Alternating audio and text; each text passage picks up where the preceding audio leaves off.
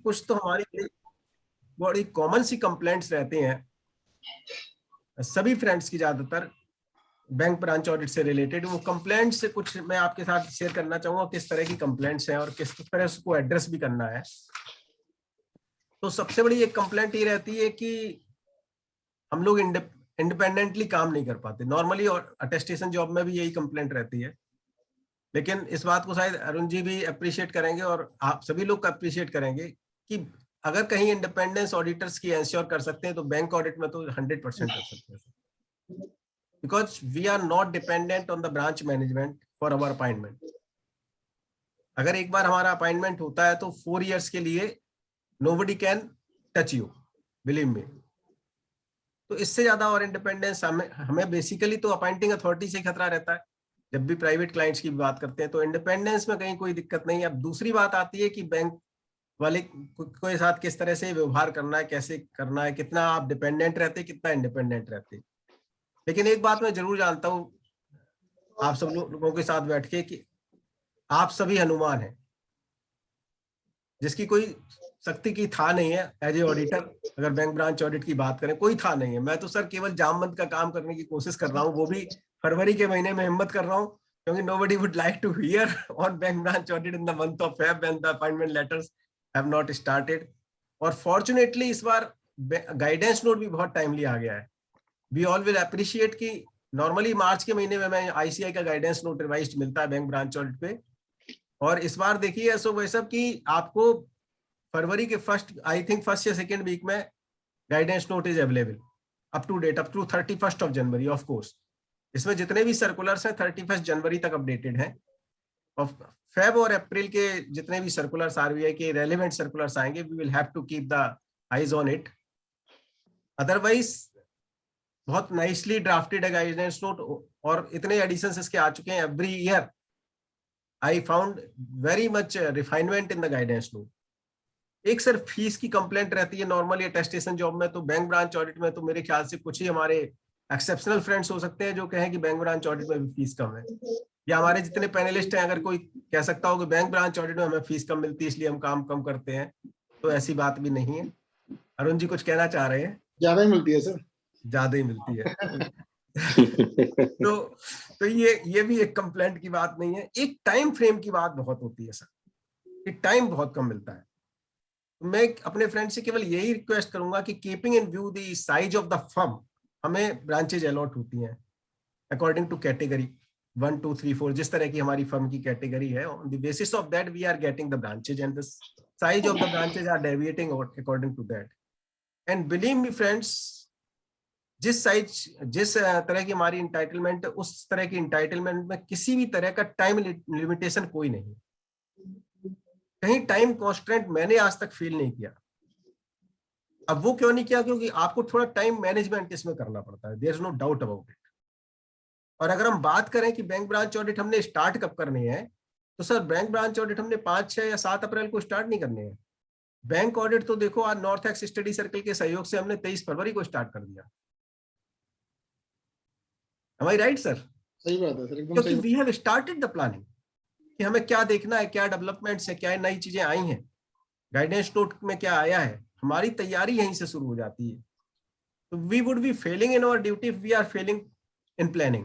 तो प्लान आपको पहले करना है कि किस तरह से बैंक ब्रांच ऑडिट को एग्जीक्यूट करना। मैंने जैसे आपसे कहा कि मैं आपको ब्रांच में साथ लेके चलूंगा, तो साथ तो लेके चलूंगा ही सर, उससे पहले भी तैयारी करा एक्सपेक्ट करूंगा कि हम लोग क्या क्या तैयारी करके जाए बैंक में। ब्रांच ऑडिट के पहले जो तैयारी हमें करनी है, अगर वो तैयारी हमारी ढंग से हो गई, प्लानिंग अच्छे से हो गई, तो हमें टाइम की कहीं कॉन्स्टेंट नहीं आएगा।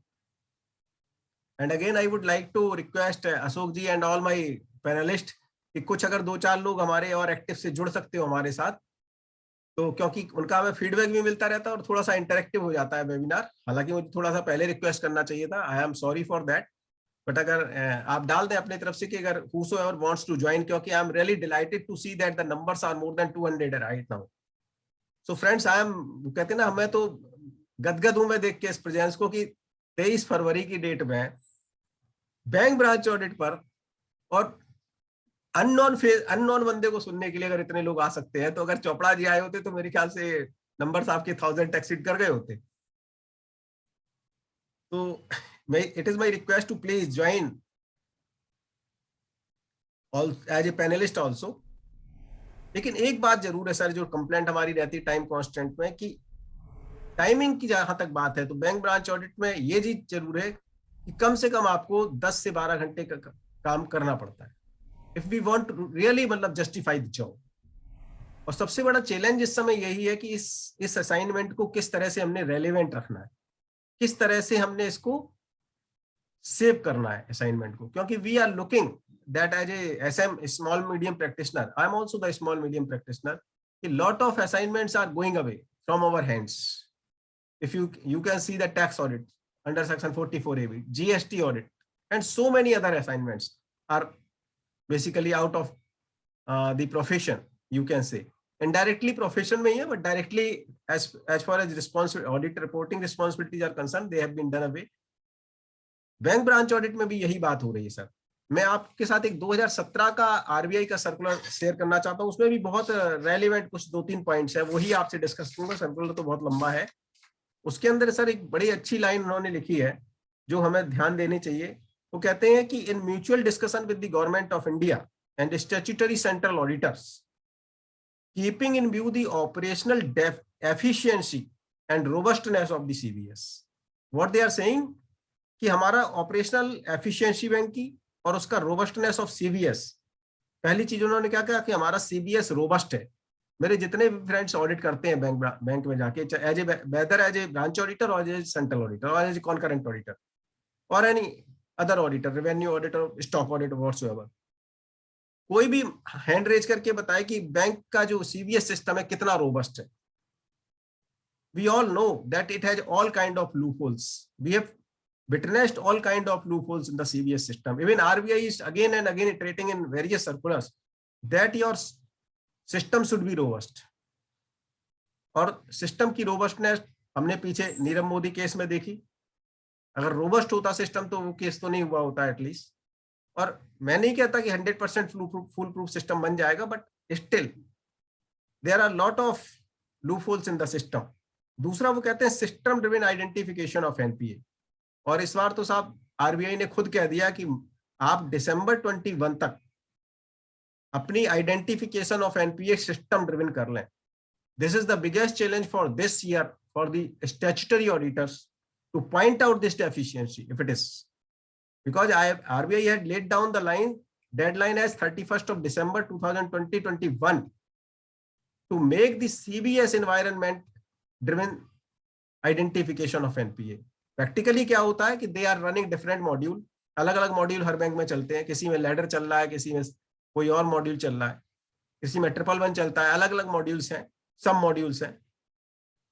उससे आइडेंटिफिकेशन होता है सिस्टम का, NPH का.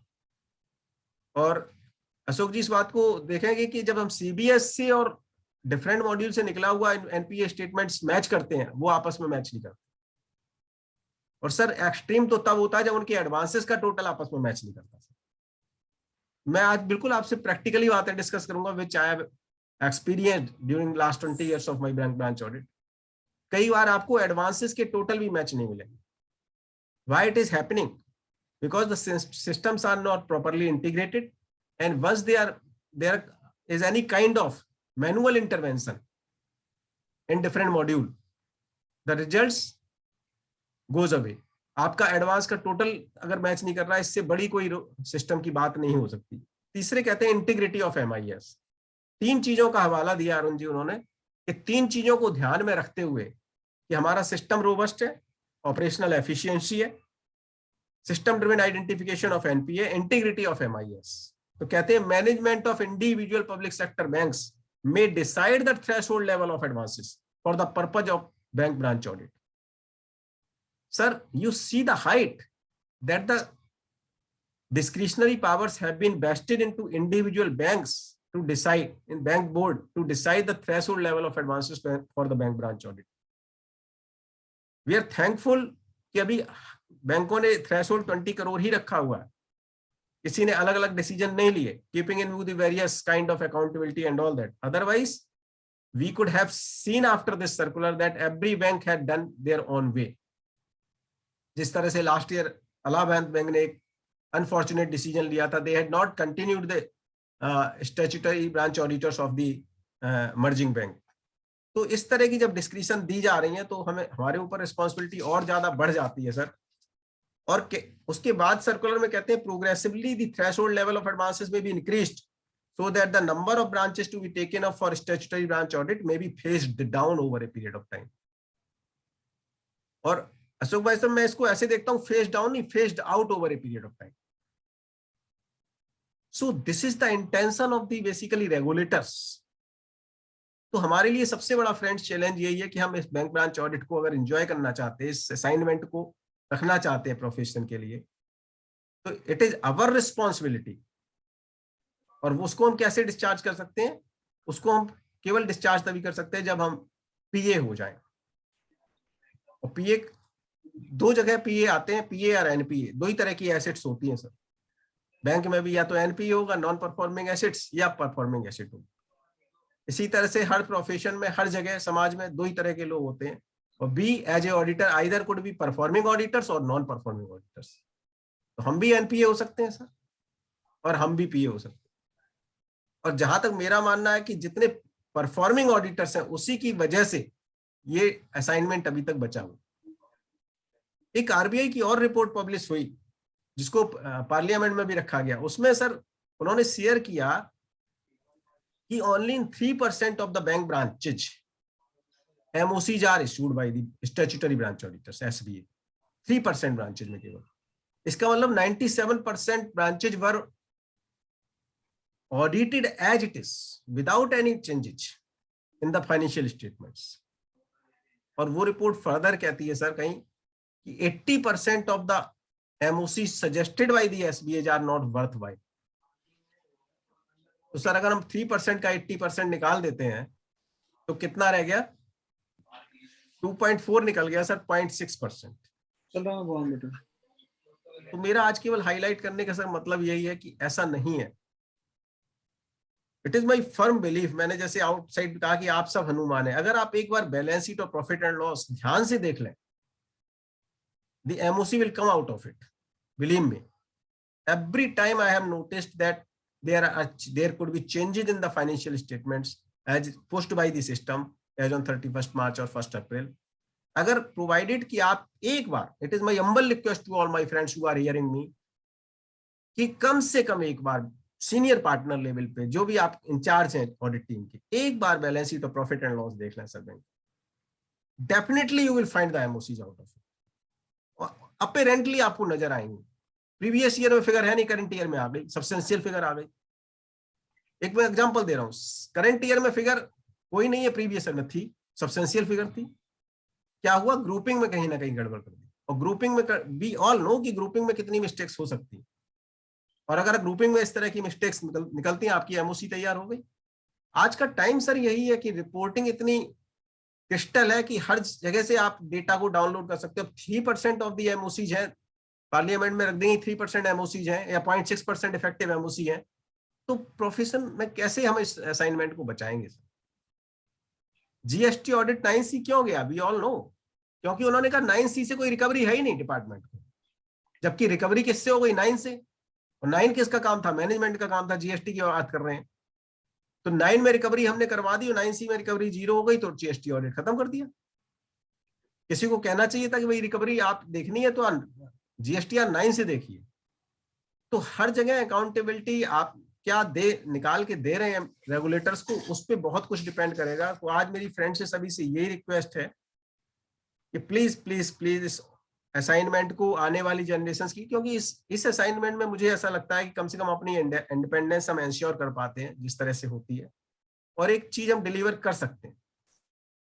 तो आज मैं बात यही करूंगा कि इसमें बैंक ब्रांच ऑडिट को कैसे हैंडल किया जाए। तैयारी तो मैं यही कहूंगा, आज 23 फेब से बहुत अच्छा मुहूर्त, बुधवार का, गणेश जी का दिन है। और नॉर्थ ईस्ट वो कहते हैं ना, हर चीज उत्तर दिशा से शुरू होती, तो उत्तर दिशा से ही शुरू हो रही है, राइट। बड़ी वास्तु के हिसाब से बड़ी अच्छी मानी जाती है। It is a holy direction, उत्तर। हर कोई चाहता है कि भाई उत्तर दिशा में मुंह करके बैठे हैं ऑफिस में भी, तो वहीं से शुरू कर रहे हैं। आज से ही हमारी तैयारी शुरू हो जानी चाहिए। बैंक ऑडिट का गाइडेंस नोट्स इंस्टीट्यूट के पोर्टल पे रेडली अवेलेबल है। आप उसकी लेंथ पे मत जाए, उसकी विड्थ पे मत जाए, उसकी वेट पे मत जाए। आपको जो रेलेवेंट चीज देखनी है आप उसको देखें। उन्होंने अलग अलग शीट लिए, बड़ा अच्छा, बहुत मैं आई अप्रिशिएट दिस प्रैक्टिस की, अलग अलग कर दिया। पार्ट ए कर दिया सेंट्रल ऑडिटर के लिए, पार्ट बी कर दिया बैंक ब्रांच ऑडिटर्स के लिए, और जनरल गाइडेंस नोट अपना जो शुरू स्टार्ट का है वो तो है ही, और जितने भी master directions, master circulars and circulars of RBI उसको अलग जॉट डाउन कर दिया। सारे सर्कुलर्स को हमें कहीं भागने की जरूरत नहीं, पूरे के पूरे सर्कुलर्स गाइडेंस नोट्स में अवेलेबल है अप टू 31 जनवरी 2022। केवल फेब और मार्च के लिए थोड़ा सा हमें देखना पड़ेगा जब हम स्टार्ट करेंगे कि कोई फर्दर सर्कुलर्स तो नहीं आए, और अभी आए भी हैं कुछ सर्कुलर जिन्होंने कुछ क्लैरिफिकेशंस वगैरह दी हैं, तो वो भी मैं डिस्कस करूंगा। तो आज आपके साथ इसी तरह से डिस्कस करेंगे। तैयारी हम आज से शुरू कर रहे हैं सर, और बैंक ब्रांच ऑडिट में हम बहुत कुछ डिलीवर कर सकते हैं। फाइनेंशियल स्टेटमेंट्स में अगर हम देखें, अगर हम जहां तक हम टारगेट करें कि डिलीवरी कैसे करनी है, तो सबसे बड़ा पॉइंट आता है एमओसी। और बहुत से लोग कहते हैं एमओसी के लिए वो तैयार नहीं होते, तो बिल्कुल क्लियर रास्ता है सर कि अगर बैंक ब्रांच तैयार नहीं है तो दे आर सजेस्टेड कि अगर आप एमओसी के लिए तैयार नहीं है आप मत करें sign. We as a auditor can sign it, single signed MOC can be issued. पहली चीज, एक मिथ है। दूसरा मिथ ये है सर कि MOC are required to be prepared by the auditors. Why? आप ये बताएं, एज ए ऑडिटर अगर हमारे पास कोई कंपनी आती है और हम उसमें रेक्टिफिकेशन कराते हैं तो हम वाउचर बनाते हैं बैठ के क्या? Never. It is not expected that we will write the vouchers. It is, MOC is nothing but just like a voucher, correction voucher. So it is the obligation of the bank branch management. ठीक है, हम उसको help के लिए एक दो line का अगर एमओसी है we can do it, but अगर जहां MOCs are running into number of page sheets, we are not expected to write the MOCs. We are only required to suggest कि these things need to be rectified on. तो second एक notion है कि MOCs are required to be prepared by the auditors. To my mind, it is not so. Third, उसके लिए discussion किस stage पे करना है वो भी आपके साथ डिस्कस करेंगे, और हम बैंक ऑडिट में डिलीवर क्या क्या करते हैं बेसिकली। और नॉर्मल ऑडिट्स में हम एक ही रिपोर्ट डिलीवर करते हैं पूरे फाइनेंशियल स्टेटमेंट्स पे, और that is independent auditors report. अगर टैक्स ऑडिट है तो साथ में एक टैक्स ऑडिट की रिपोर्ट जाएगी सर। लेकिन बैंक ब्रांच ऑडिट एक ऐसा असाइनमेंट है, इसमें मल्टीपल रिपोर्ट्स हम डिलीवर करते हैं। एक तो हम करते हैं bank branch audit independent auditors report, एक करते हैं लॉन्ग फॉर्म ऑडिट रिपोर्ट, और उसके बाद अगर टैक्स ऑडिट किसी कुछ बैंक करा रहे हैं, कुछ नहीं करा रहे, ज्यादातर ने फेस्ड आउट कर दिया है, तो अगर टैक्स ऑडिट भी है तो तीसरा हमारा फॉर्म जाता 3CA। चौथे बहुत सारे सर्टिफिकेट्स, घोष, झिलानी, subsidy, this number of certificates are being issued, और उस सर्टिफिकेट के ऊपर भी इंस्टीट्यूट का एक बहुत अच्छा गाइडेंस नोट है, ICI guidance note on special purpose certificates. मेरी स्पेशल रिक्वेस्ट आप सभी से है कि इंस्टीट्यूट ने इस बार की बैंक ऑडिट गाइडेंस नोट में भी उसके ड्राफ्ट फॉर्मेट रेडीमेड आप हमें दिए हुए हैं कि आप घोष जिलानी के साथ ये रिपोर्ट जरूर लगाइए। आप जब सर्टिफिकेट्स दे रहे हैं बैंक को तो ये वाली रिपोर्ट जरूर लगाइए, स्पेसिफिकली दिया हुआ है सर। उसका रीजन ये है कि अगर हम केवल सर्टिफिकेट इशू कर देते हैं तो उसका मतलब ये होता है, सर्टिफिकेट का मतलब ट्रू एंड करेक्ट। सर्टिफिकेट का मतलब नॉर्मली ये होता है कि एब्सोल्यूट एश्योरेंस दे रहे हैं हम society. As a profession if we see friends, Devendra ji कुछ और लोग जुड़ने के लिए तैयार हैं क्या? सर एक ने ही रेज हैंड करा था, उनको मैंने अलाउ कर दिया परवीन सर को। अच्छा, ठीक है। हाँ। क्योंकि नहीं तो मैं अशोक भाई साहब को, अरुण जी को, आपको तकलीफ देता रहूंगा। तो हम चाहेंगे कुछ लोग हमें, मुझे भी थोड़ा सा करेक्ट करते रहे बीच बीच में। जी नहीं सर, मैं कह रहा हूँ आप बोल ही दो ना, कोई रेज हैंड करेगा तो हम उसको ज्वाइन कर लेंगे ना। आप भी बोल दीजिए सर, एक ही बात है। It is my humble request to all my participants कि बहुत कम आप देखो, फिजिकल तो खत्म हो गया, मिलना जुलना, कम से कम वर्चुअली मिलने का एक मौका मिल रहा है। तो it is my humble request to all my listeners to please come forward and raise the hand for joining through video also. And I can assure you कि हम आपको बहुत ज्यादा डिस्टर्ब नहीं करेंगे, बस आप आ जाइए स्क्रीन पे, कम से कम हम स्क्रीन पे ही मिल लेंगे आपसे। Thank you sir, thank you. तो बेसिकली देखने वाली बात यही है सर कि जब हम सर्टिफिकेट को एज इट इज सर्टिफिकेट के फॉर्म में इशू कर देते हैं तो एक एब्सोल्यूट एश्योरेंस दे देते हैं हम सोसाइटी को कि these figures are true and correct. और इस स्टेज पे मैं ये भी डिस्कस करना चाहूंगा कि as a profession we are issuing 5 kind of assurance to the society और टू द एनी ऑडिटी। पहला हम करते हैं ऑडिट। ऑडिट के अंदर हम रीजनेबल एश्योरेंस देते हैं सोसाइटी को सर। और रीजनेबल एश्योरेंस क्या है कि द फाइनेंशियल, उसमें एक ओपिनियन होती है कि the financial statements are true and fair. The word is true and fair, not true and correct. Under the same circumstances एक सर्टिफिकेट मेरा या अशोक भाई साहब जी, अगर senior charter accountant Devendra ji या कोई जूनियर मतलब हमारा है, उसका सर्टिफिकेट डिफरेंट नहीं हो सकता sir under the same facts and circumstances. But अगर ओपिनियन दे रहे हैं तो डिफरेंट हो सकती है, क्योंकि हो सकता है अशोक जी का एक्सपोजर हमसे ज्यादा हो, क्योंकि उसके अंदर आपके पर्सनल जजमेंट इन्वॉल्व हो जाते हैं, your professional scepticism is involve when you are giving any kind of judgement. We all see in the society, practical society, that different high courts opine in a different way under the same things, under the same law. So we as a auditor can also opine in a different way, individually. मेरा opinion different हो सकता है, अरुण भाई साहब का different हो सकता है। Am I right, sir? Yes, sir. But certificate different नहीं हो सकता सर, क्योंकि सब सर्टिफिकेट के अंदर हम एश्योरेंस देते हैं, एब्सोल्यूट एश्योरेंस, भैया ये ट्रू एंड करेक्ट है। तो इंस्टीट्यूट ने, मैं अपने फ्रेंड से यही शेयर करूंगा, एक संजीवनी दी है। आज मैं डिस्कस करूंगा, कुछ हनुमान जी की बात करूंगा, कुछ जामवंत की, कुछ संजीवनी की, कुछ ब्रह्मास्त्र की। तो इंस्टीट्यूट ने एक संजीवनी दी हुई है हमें, और वो संजीवनी है सर 2016 का एक guidance note for the which talks about guidance note for special purpose certificates. और उस गाइडेंस नोट को बहुत अच्छे से इटरेटिव फॉर्म में उन्होंने इस गाइडेंस नोट में इंपोर्ट किया है कि whenever we are issuing any kind of certificates, because voluminous certificates are being issued in case of bank branch audit, it is desired and it is recommended to use that guidance note and issue a report on that against those certificates. वैसे बड़ा contradictory लगता है sir, क्योंकि जब हम audit कर रहे हैं तो ऑडिट में क्या करते हैं, ओपिनियन देते हैं, सर्टिफिकेट में हम ट्रू एंड करेक्ट बताते हैं। लेकिन हम यहाँ क्या करेंगे, जब सर्टिफिकेट देंगे तो उसके ऊपर से एक अलग से रिपोर्ट भी देंगे, और हम बताएंगे कि ये वॉल्यूमिनस डेटा है and we have applied the sampling techniques in while issuing the certificates also. Otherwise it is desired professionally that when you are issuing any kind of certificates, we have to go through the whole population of the data. Sampling techniques नहीं लगा सकते sir certificate में, normal practice. But जब हम issue करेंगे bank branch audit में तो उसमें वॉल्यूमिनस डेटा होता है, तो उसमें हम सर्टिफिकेट को उसको यूज कर, उस गाइडेंस नोट को यूज करते हैं और कहते हैं कि हमने इसके अंदर सैम्पलिंग मेथड अप्लाई किया। और घोष जिलाने के लिए बहुत छोटी सी रिपोर्ट्स हैं लेकिन बहुत खतरनाक रिपोर्ट है। राजेश जी भी इस बात को अप्रिशिएट करेंगे कि घोष जिलानी कोई सिंपल रिपोर्ट्स नहीं है sir. Lot of tick sign can put us in trouble. और जहां पर यस नो की ऑप्शन है अनफॉर्चुनेटली, जबकि ऑप्शन क्या होनी चाहिए सर, यस नो और नॉट एप्लीकेबल और अनेबल टू कमेंट। कई बार ये हो सकता है हम ना यस कह सकते हैं ना नो कह सकते हैं। कई ऐसे क्वेश्चंस हैं जो इररेलेवेंट हो चुके हैं टेक्नोलॉजी के साथ, लेकिन स्टिल वो पूछते हैं। तो अगर पूछते हैं तो उसमें कोई दिक्कत नहीं है, आप यस नो अगर नहीं है तो हम नॉट एप्लीकेबल भी लिख सकते हैं और अनेबल टू कमेंट भी लिख सकते हैं। और उसके साथ में एक रिपोर्ट जरूर लगाएं, घोष जिलानी के साथ ही और दूसरे सर्टिफिकेट के साथ ही। घोष जिलानी की रिपोर्ट के साथ एक अलग से रिपोर्ट जाएगी और दूसरे सर्टिफिकेट के साथ। तो ये एक नॉर्मली चीज स्किप हो जाती है।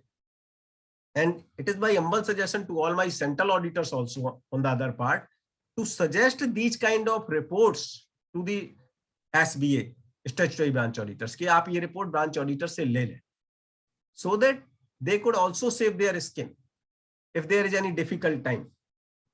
तो अब हमें देखना सर यही है कि इन रिपोर्ट्स के अंदर जो डिलीवरी हम दे रहे हैं उसके अंदर क्या बैलेंसिंग रखनी है। Auditors report, LFAR, certificates, Ghosh Jilani. क्योंकि ये हो सकता है कि घोष जिलानी में हम कहीं निगेटिव रिमार्क्स दे रहे हो, LFAR के अंदर हमने बहुत सारी अपनी ऑब्जर्वेशंस दी हो, क्वालिफिकेशन दी हो, डिस्क्लेमर्स दी हो, और जब हम अपनी ऑडिट रिपोर्ट बना रहे हैं तो हम क्या लिख रहे हैं, we have obtained all the information which were necessary for the purposes of our audit. Am I right Ashok ji? कि LFAR में तो मैंने बहुत सारे डिस्क्लेमर दे दिए कि हमें ये रिपोर्ट नहीं मिली, ये नहीं मिली, ये नहीं मिली, ऐसा गलत हुआ, ये गलत हुआ। मतलब ये मैं बात कर रहा हूँ उन ऑडिटर्स की जो परफॉर्मिंग ऑडिटर्स हैं. They used to write every kind of things in LFAR, but once we are issuing the independent auditors report, we are giving the clean opinion, meaning thereby we are contradicting ourselves. एक तरफ हम कह रहे हैं कि हमें बहुत कुछ परेशानी है, बहुत सारी हमारी ऑब्जर्वेशंस हैं, इरेगुलरिटीज हैं, डेविएशंस हैं, सीरियस डेविएशंस हैं. इवन कई बार तो हम यहां तक LFAR में देखते हैं फ्रॉडलेंट एक्टिविटीज और टेंटामेंट ऑफ फ्रॉडलेंट एक्टिविटीज हैं, और जब ऑडिट रिपोर्ट है तो क्लीन है, ओपिनियन ठीक है, financial statement true and fair. So I fail to understand such kind of imbalances between the reports. So we have to synchronize, we have to balance all these things. और सबसे बड़ी बात ये है कि फॉर्चुनेटली और अनफॉर्चुनेटली गाइडेंस नोट के अंदर कहीं भी modification of the auditors report की ऑप्शंस, मैं कई नंबर ऑफ ईयर से कह रहा हूं इस बात को कि वो नहीं सजेस्ट की जाती. I fail to understand why it is not suggested. ये तो देते हैं कि अगर आपकी कोई क्वालिफिकेशंस है तो आप नीचे लिख दें. क्वालिफिकेशन को अरुण जी नीचे कैसे लिख सकते हैं? अगर हमारी रिपोर्ट क्वालिफाइड है, ओपिनियन एडवर्स ओपिनियन है, तो अब नीचे लिख के कैसे काम चला सकते हैं? हमें तो ऊपर ओपिनियन से ही चेंज करना पड़ेगा ना, इट इज क्वालिफाइड ओपिनियन और it is adverse opinion. So we can not. मेरी ये आप सबसे फ्रेंड्स से रिक्वेस्ट है, बल्कि मैं अपने नॉर्थ एक्स स्टडी सर्कल से रिक्वेस्ट भी करूंगा, राजेश भाई से भी करूंगा, रिक्वेस्ट आप सबसे करूंगा कि मैंने कुछ स्टैंडर्ड फॉर्मेट्स बनाए हैं क्वालिफिकेशंस के. जहां एडवर्स ओपिनियन है तो किस तरह से देंगे, क्वालिफाइड ओपिनियन है तो किस तरह से देंगे, क्या क्या चीजें हम डिस्क्लेमर्स में डाल सकते हैं, कहाँ डाल सकते हैं, क्योंकि एक ऑडिटर रिपोर्ट ही है सर जो हमें बचा सकती है कहीं भी. क्योंकि टाइम आज के टाइम में जो चल रहा है बहुत tough time. Any borrower can do any kind of fraud with the branch. और जब वो चीज खुलती है तो बहुत कुछ सबसे पहले ही आता है. मतलब सरप्राइजिंगली आप देखें आरबीआई के प्रूडेंशियल नॉर्म्स में क्या लिखा हुआ, it is the responsibility of the bank management and the statutory auditors get classified the NPA properly. बताओ, मतलब आई फेल टू अंडरस्टैंड कि आप ऑडिटर्स को कैसे रिस्पॉन्सिबल कर सकते हैं कि आप एनपीए की कैटेगराइजेशन ठीक से कराएं. It is a basically day to day exercise. और इस बार तो आरबीआई ने खुद एक्नॉलेज किया है कि ये बैलेंस शीट डेट वाला नहीं है. आप देखेंगे इस बार उन्होंने क्लैरिफाई कर दिया, ये बैलेंस शीट डेट की एक्सरसाइज नहीं है, ये क्वार्टरली एक्सरसाइज भी नहीं है, ये वीकली एक्सरसाइज भी नहीं है. It is a daily exercise. Daily exercise, because SMA concept is also there. कि अगर आपकी irregularity पहले दिन से शुरू हो जाती है तो वो SMA 0 में चला जाएगा अकाउंट, टर्म लोन होगा तो SMA 2 में चला जाएगा, special mention account 2, special mention account 3. तो पहले वो 3 स्टेप्स में जाएगा, उसके बाद वो एनपीए में आएगा after 90 days norms, unless it is A case of fraud. Fraud के केस में उसको इस ट्रेवल करने की जरूरत नहीं है SMA 0, 1, 2 की. फ्रॉड के केस में तो सीधा वो लॉस में जाता है, उसे स्टैंडर्ड और सब स्टैंडर्ड डाउटफुल में भी जाने की जरूरत नहीं. राइट. तो पॉइंट यही है कि जब ऑडिटर्स की इतनी जबरदस्त रिस्पॉन्सिबिलिटी है तो उनको देखना है कि वो उसको किस तरह से करना है, इसको कैसे मॉडिफाई करना है, किस तरह से इस चीजों को बचाना है अपने आप को. बहुत सारी हम एश्योरेंस दे रहे हैं, बहुत सारे रिपोर्ट्स दे रहे हैं, उनको पढ़ना है. LFAR में कुछ लिखने से पहले उसको देखना है, उसके एविडेंसेस कलेक्ट करने हैं सर. ऐसा नहीं है कि उसको आप इसी तरह से छोड़ देंगे. तो probably now I am coming कि आपको कैसे प्लानिंग करनी है. सबसे पहले तो जब आपके पास बैंक नया आता है तो आपको अगर कंटिन्यूइंग ऑडिटर है तो हमें मालूम होता है कि हाँ yes we are doing Canara Bank, we are doing State Bank, we are doing PNB whatsoever. वहीं से हमारा काम शुरू हो जाता है. अशोक जी, मैं तो ये देखता हूँ कि सबसे पहले लास्ट ईयर की इसकी एनुअल रिपोर्ट डाउनलोड कर लें साइट से. जिस बैंक का भी आप ब्रांच ऑडिट कर रहे हैं उसकी एनुअल रिपोर्ट जरूर डाउनलोड करें. और उस एनुअल रिपोर्ट को मैं पूरा पढ़ने के लिए नहीं कहता, उसमें केवल सिग्निफिकेंट अकाउंटिंग पॉलिसीज, क्योंकि कई पॉइंट्स ऐसे हैं जो ब्रांच वाले हमें गलत इन्फॉर्म करते हैं कि सर हमारी तो पॉलिसी है. तो पॉलिसी वहां ब्रांच से नहीं चलती, policy is head office driven, balance sheet driven. तो आप उनसे पहले ये कहें भाई पॉलिसी आपकी जो भी है, लेकिन एनुअल रिपोर्ट में जो पॉलिसी आपकी आ रही है वो ये पॉलिसी. तो उससे हम एक अकाउंटिंग पॉलिसी उठाते हैं. और दूसरा, I used to keep the address of the chairman of the board. Chairman का आउटलुक जरूर देखते हैं. अब अगर फॉर्चुनेटली चेयरमैन कंटिन्यूइंग है, जो लास्ट ईयर थे वो इस साल है तो बहुत अच्छी बात है, हो सकता है बीच में चेंज भी हो गए हो. बट अगर कंटिन्यूइंग चेयरमैन है, चेयरमैन के एड्रेस से आपको एक थॉट प्रोसेस पूरे ब्रांच का, क्योंकि लीडरशिप से पता लगता है कि लीडर क्या चाहता है. आई have noticed in number of cases where the when CMD gets changed, उसके next in the very next quarter NPA level बहुत ज्यादा फ्लक्चुएट कर जाता है। अगर उसका NPA लेवल बढ़ता है तो इसका मतलब तो ये तो नहीं है कि नया CMD NPA लेके आ रहा है, और अगर बहुत एकदम सब्सटेंशियली कम होता तो या तो रिकवरी है और या फिर कुछ और है। तो एक CMD के लेटर से जो चेयरमैन एड्रेस करता है अपने मेंबर्स को, वो जरूर पढ़ना चाहिए। तो एनुअल रिपोर्ट से हमें दो चीजें बेसिकली एब्स्ट्रैक्ट करनी है। एक अपनी significant accounting policies which are applicable at the branch level, क्योंकि बहुत सारी इन्वेस्टमेंट वगैरह की पॉलिसी हमें पढ़ने की जरूरत नहीं है। खासतौर से रिकवरी पॉलिसी उसमें लिखी होती है कि हम पहले अगर एनपीए में रिकवरी आती है हम प्रिंसिपल पे अप्रोप्रिएट करते हैं या इंटरेस्ट पे अप्रोप्रिएट करते हैं, क्योंकि बोर्ड को ये पावर दी है आरबीआई ने कि they can make their own policy in this respect. Number of policies are basically board driven, not RBI driven. उन्होंने प्रिंसिपल्स लेट डाउन किए हैं, बाकी पॉलिसी बैंक बोर्ड खुद बनाता है, तो अपनी अपनी उनकी पॉलिसी होती है। मैच्योर टर्म डिपॉजिट का क्या ट्रीटमेंट देते हैं आपको अकाउंटिंग पॉलिसी में मिल जाएगा। तो कुछ ऐसी पॉलिसी है जो डायरेक्टली ब्रांच लेवल पे आपको हिट करेंगी, so we should note down that, we should document it. और उसके बाद एक आपका आईसीआई का गाइडेंस नोट साथ के साथ चलता है, और उसके साथ में जितने भी आरबीआई के सर्कुलर्स हैं वो आपको साथ में रखना चाहिए। एक और बहुत जरूरी चीज है फ्रेंड्स जो कई बार छूट जाती है गलती से, communication with the previous auditor. It is our responsibility to communicate in case of bank branch audit also with the previous auditors। और जब previous auditor से हम देवेंद्र जी बात करते हैं, हम तो फोन पे भी बात करते हैं, तो उनसे एक तो ब्रांच का आइडिया लग जाता है काफी कुछ कि किस तरह से ब्रांच उन्होंने लास्ट ईयर कंडक्ट की। अगर उन्होंने बहुत अच्छे, अगर भाई दो ही कैटेगरी होगी, या वो पीए होंगे या वो एनपीए होंगे, राइट, समझ गए होंगे आप हमारा मतलब। तो अगर पीए हैं तो हमें उनसे बहुत अच्छा फीडबैक मिल जाएगा कि किस तरह की ब्रांच थी, क्या प्रोफाइल था ब्रांच का, किस तरह की पोर्टफोलियो था, किस तरह के लोग थे। और एक बात और हम उससे पूछते हैं कि भाई ये बताए ब्रांच में पीए कौन था। पीए का मतलब परफॉर्मिंग एसेट।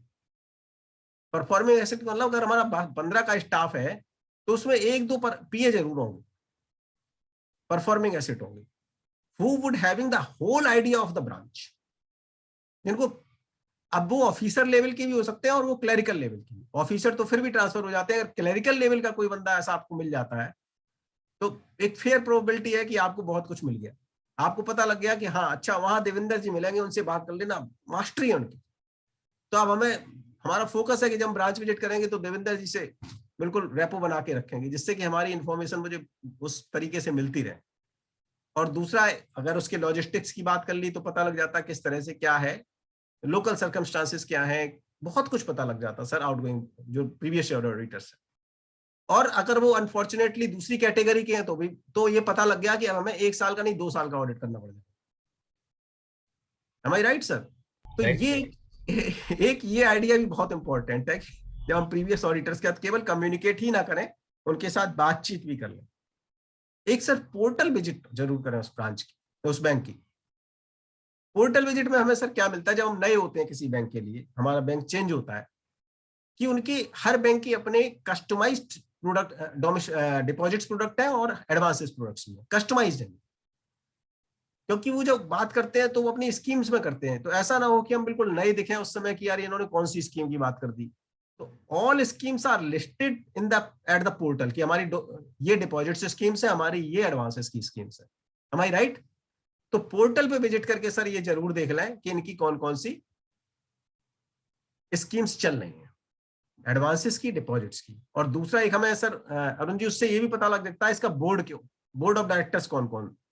तो अगर हमें गलती से पता लग गया इसमें तो अरुण जी बैठे हुए हैं बोर्ड में, बस फिर तो क्या है, फिर तो हम और हमारा चौड़े हो गए, हम हनुमान जी की ताकत और बढ़ गई कि भैया इसमें तो साथ में राम भी है। अगर सेंट्रल ऑडिटर कोई आपके नॉन टू बैठे हुए हैं तो एक अलग काइंड ऑफ कॉन्फिडेंस कम्स कि भैया ठीक है, अगर हमें इन केस कोई जरूरत पड़ती है, आई एम नॉट सेइंग कि इसको फ्रीक्वेंटली यूज करेंगे रिलेशंस। तो और वैसे भी हम थोड़ा बोर्ड को जान जाएंगे, तो जब आप ब्रांच लेवल पे होते हैं और जब बोर्ड लेवल की आपको जानकारी होती है तो it brings a lot of difference. तो ये मैं छोटी छोटी चीजें बता रहा हूँ, जैसे मैंने आईसीएस का गाइडेंस नोट बताया, एनुअल रिपोर्ट बताई आपके साथ, closing circulars, communication with the previous auditors, logistic grey areas, products क्या है, पोर्टल विजिट क्या है, एक उसका ईआरपी एनवायरनमेंट क्या है, तो नॉर्मली या तो आपको इन्फोसिस मिलेगा या टीसीएस, दो ही प्रोमिनेंट हमारी कंपनियां हैं जो इनको मैनेज कर रही हैं। तो उससे हमें बहुत सारे कमांड्स इंटरनेट से मिल जाते हैं। आप रेडली सीबीएस के कमांड्स इंटरनेट से भी ले सकते हैं, और हमारे कई प्रोफेशनल्स रहते हैं जो जिनकी इसमें मास्टरी है। जैसे हम लोकेश गुप्ता जी का कई बार नाम लेते हैं, दीपक भोलूसरिया जी हैं। तो कुछ ऐसे लोग हैं जो उन्होंने सीबीएस एनवायरनमेंट की मास्टरी की हुई है, तो हम उनसे भी हेल्प ले सकते हैं कि सर हमें अगर ये रिपोर्ट चाहिए, इस तरह की रिपोर्ट चाहिए, तो दे गाइड अस कि किस तरह से क्या निकाल सकते हैं। क्योंकि unless we are doing audit through the computer, we cannot justify our job, sir. We cannot do around the computers. It is my firm belief कि अगर हमने बैंक ऑडिट, ब्रांच ऑडिट अगर अराउंड द कंप्यूटर करना चाहे, we cannot. Sorry.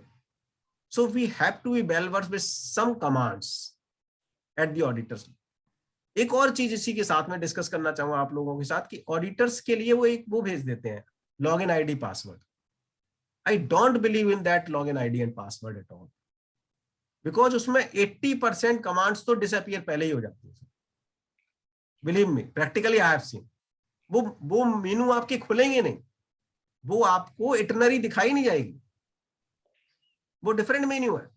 उन्हें पता ही है ये मेन्यू ऑडिटर्स के पास जाना है तो 150 डिश में से 30 डिश आएंगे, उसमें से 120 डिश तो पहले ही काट दी उसमें, जो प्रीमियम डिशेस है वो पहले ही कट गई आपकी।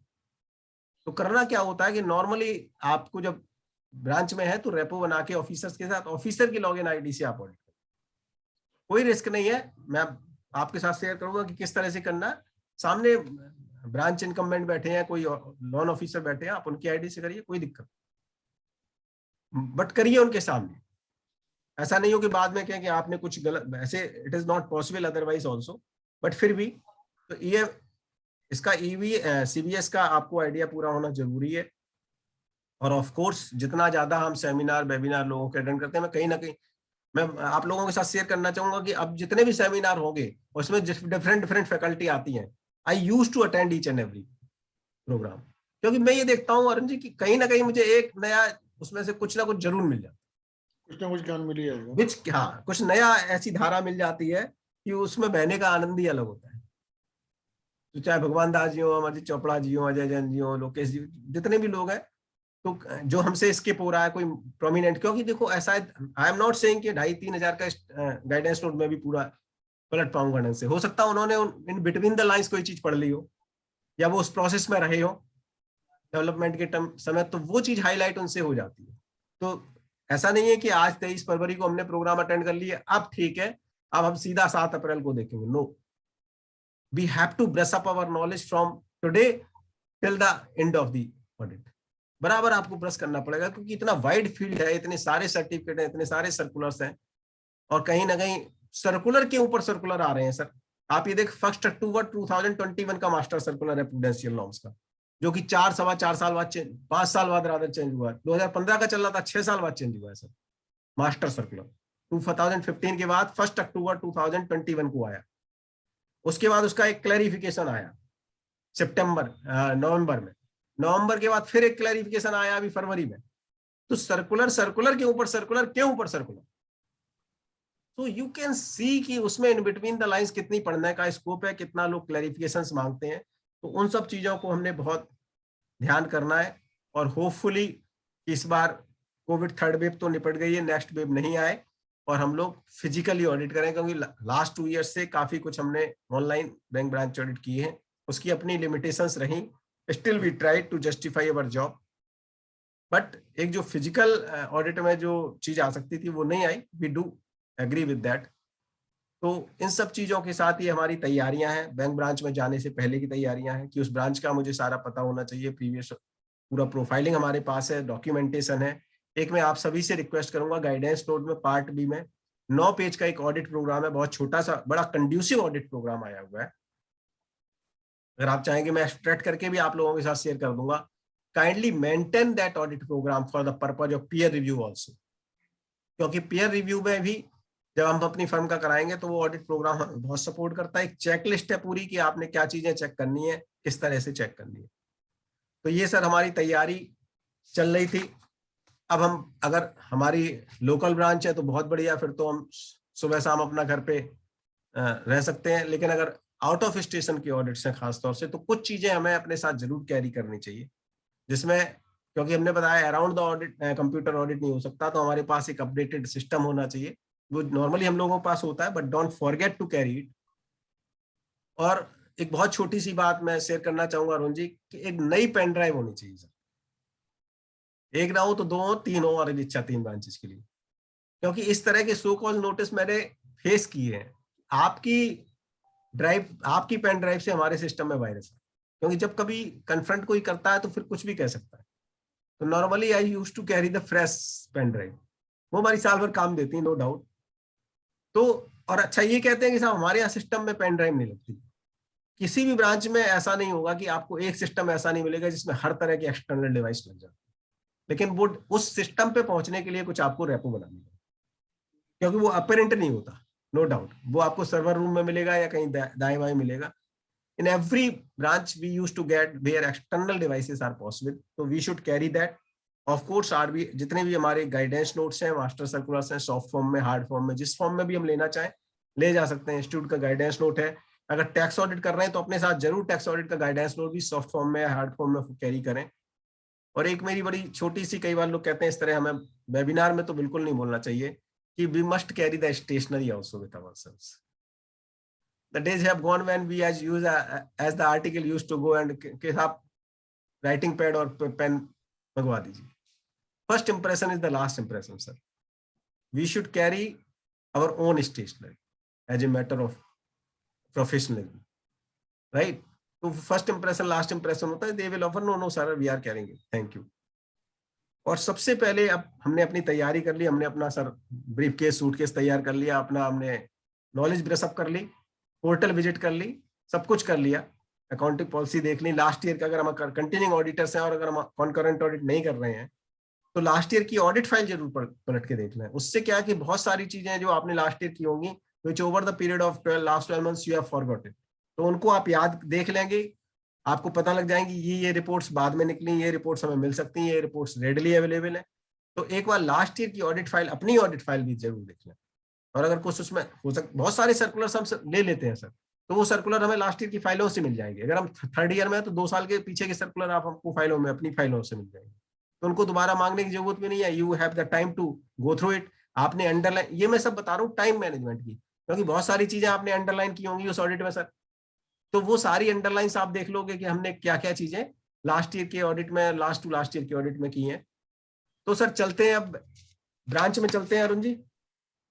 बिल्कुल तैयार है अरुण जी, देखो बिल्कुल कोट सूट डाल के। तो once we used to step in the branch, of course straight away आप ब्रांच इनकम्बेंट के साथ बैठते हैं। सर मेरा पहला 1 या 2 घंटे मैं इन्वेस्ट करता हूँ उनके साथ। I am using the word invest, कोई उसको कह सकता है वेस्ट करते हैं। I just listen him the gentleman. आप कुछ मत बोलिए, वन वे कम्युनिकेशन ऑलमोस्ट, हाँ हूं तो करना पड़ेगा, जिससे पता लगे कि आप रामायण उनकी सुन भी रहे हो, है ना। तो हुंकारें तो लेनी पड़ेगी, लेकिन आपने अपना कुछ नहीं कहना है। You don't try to introduce yourself, बल्कि आपको थोड़ा सा पैसिव होना पड़ता है। थोड़ा ऑडिटर है, थोड़ा ऑप्टिमिस्ट, थोड़ा डिप्लोमेटिक होना पड़ता है। पता लगा देवेंद्र जी से पूछा आपने ऑडिट, सर ऑडिट तो हमारे कोई दूसरे पार्टनर करते थे, इस बार मुझे भेज दिया सर, मेरा तो टैक्सेशन में इंटरेस्ट है। सो डोंट शो योरसेल्फ, क्योंकि अगर उसको पता लग गया अशोक गुप्ता जी ये तो बिल्कुल भाई ईगल है बैंक ऑडिट की, तो मान लें अशोक गुप्ता जी को पहले दिन से ही इंफॉर्मेशन उसी तरह से आएगी कि जैसे बिल्कुल फंसी हुई। तो इसलिए हमें अपना इंट्रोडक्शन कम से कम देना है, उनका ज्यादा से ज्यादा सुनना है, उनको जेंटलमैन को सुनना है। उससे आप उनकी प्रोफेशन, आप एक पर्सनैलिटी जज कर सकते हैं। वो अपने स्टाफ से, सीनियर स्टाफ से आपको इंट्रोड्यूस कराएंगे। और हमारा फोकस क्या है कि हमें इसमें एक पीए मिल जाए। भाई लोन ऑफिसर आपका क्या है, कई बार लोन ऑफिसर ऐसा होता है जिसे लोन का नहीं पता होता है, वो लोन ऑफिसर, तो आपको देखना पड़ेगा कि लोन ऑफिसर का सब्स्टिट्यूट कौन है, कोई तो चला रहा है ब्रांच को। तो ये सब चीजें शुरू के 1-2 घंटे में, 3 घंटे में, बिफोर लंच अगर हम टाइम से पहुंचते हैं तो 2-3 घंटे हमने ये सब चीजें निकाल लेनी है कि हमने किससे काम लेना है, किस तरह से लेना है। एक रेपो हमें बनानी है, एक बिहेवियरल अप्रोच भी है इस ऑडिट के अंदर सर, क्योंकि बहुत शॉर्ट टाइम का ऑडिट है ना, 3-4 दिन का ऑडिट। अदरवाइज तो क्लाइंट हमारे साथ साल भर रहता है, तो हमें पता है उसकी एक एक चीज पता लग जाती है, उसके सारे हर तरह की चीज। बट बैंक ब्रांच ऑडिट में ऐसा नहीं है, बहुत शॉर्ट ड्यूरेशन का होता है। तो शॉर्ट ड्यूरेशन में हमें वो सब चीजें बिहेवियरल अप्रोच के साथ रिफाइन करनी पड़ती हैं। और उसके साथ साथ शुरू के बैंक ब्रांच ऑडिट में एक बहुत अच्छी चीज है कि केवल हमें कंडक्ट करना आना चाहिए। स्प्रेड करने के लिए बहुत कुछ है, we can basically spread our wings, but it is equally difficult to some. आप जितना मर्जी हाई फ्लाई कर सकते हैं बैंक ब्रांच ऑडिट के अंदर, कहीं कुछ भी देख सकते हैं, you have all the powers as a auditor. आप किसी ऑफिसर से बात कर सकते हैं, कुछ उससे इंफॉर्मेशन ले सकते हैं, कोई भी रिकॉर्ड ले सकते हैं, सर्कुलर, कहीं कोई ऐसा नहीं है, स्टैट्यूटरी ऑडिटर के लिए कोई बंदिश नहीं है। आप बंदूक का कारतूस तक चेक कर सकते हैं कि वो लाइव है या नहीं, सारी पावर्स हैं। लेकिन हमें करना क्या है सर अरुण जी, कई बार क्या होता है, लोग फिजिकल वेरिफिकेशन ऑफ एसेट्स में लग जाते हैं। So it is very basically very much important to know कि क्या करना है, आपका फोकस क्या है। आपका फोकस मैक्रो होना चाहिए, माइक्रो लेवल पे आप नहीं कर रहे हैं। आप कॉन्करेंट ऑडिटर नहीं है, आप रेवेन्यू ऑडिटर केवल नहीं है, आप इंटरनल ऑडिटर नहीं, आप स्टैट्यूटरी ऑडिटर है। स्टैट्यूटरी ऑडिटर के अम्ब्रेला में सारे ऑडिट्स आ जाते हैं। तो कहाँ फोकस करना है, किस एरिया में, किस एरिया में नहीं करना है। अगर आपको बहुत ही जरूरत है तो आपको यूनिट विजिट करनी है, अदरवाइज नॉर्मल सर्कमस्टांस में यूनिट विजिट बोरोवर की करने की जरूरत नहीं है स्टैट्यूटरी ऑडिटर को। They have the right to visit, no doubt about it, but you have to take the decision whether it is required or not, because it is killing your time. तो उन सब चीजों को आपको देखना है। और you can spread your wings to the sky, but it is equally difficult to land down. तो आपको यही देखना है, जैसे कहते हैं ना कि कई बार चोपड़ा जी कहते हैं कि रायता फैल गया फिर समेटना मुश्किल, तो इसलिए उसको उतना ही फैलाना है जितना हम उसको समअप कर पाए चीजों को, उतनी ही चीजों को देखना है जितना हम समअप। क्योंकि बैंक ब्रांच ऑडिट में एक चीज मैंने और अरुण जी नोट की कि अगर आप ये देखें कि हम इसको दोबारा कर लेंगे, no, you will not get the time. You should sum up the thing then and there. और आपका फोकस होना चाहिए आपकी रिपोर्ट। डे वन से आपका फोकस कहाँ है, आपकी रिपोर्ट की। इस पॉइंट को internal audit report, independent audit report में प्लेस करना है, इसको LFAR में जगह मिलेगी, ये सर्टिफिकेट के समय डील करना पड़ेगा, ये घोष जिलानी का पॉइंट है।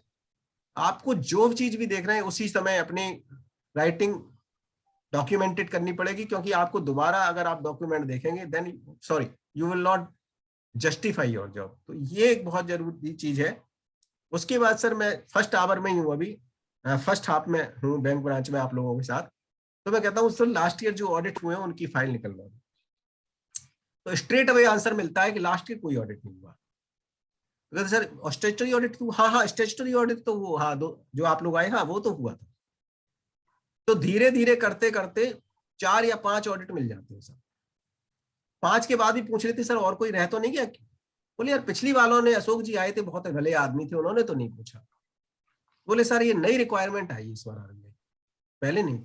अच्छा नई आई है तो फिर ठीक है, दिखा देते हैं आपको सारी। तो धीरे धीरे 5-6 सारी रिपोर्ट्स आपको मिल गई, इंस्पेक्शन मिल गई, रेवेन्यू मिल गई, concurrent stock, so many audits are conducted. I used to say in bank each and every transaction is audited time and again. केवल हमें उसमें से रिट्रीव करना है।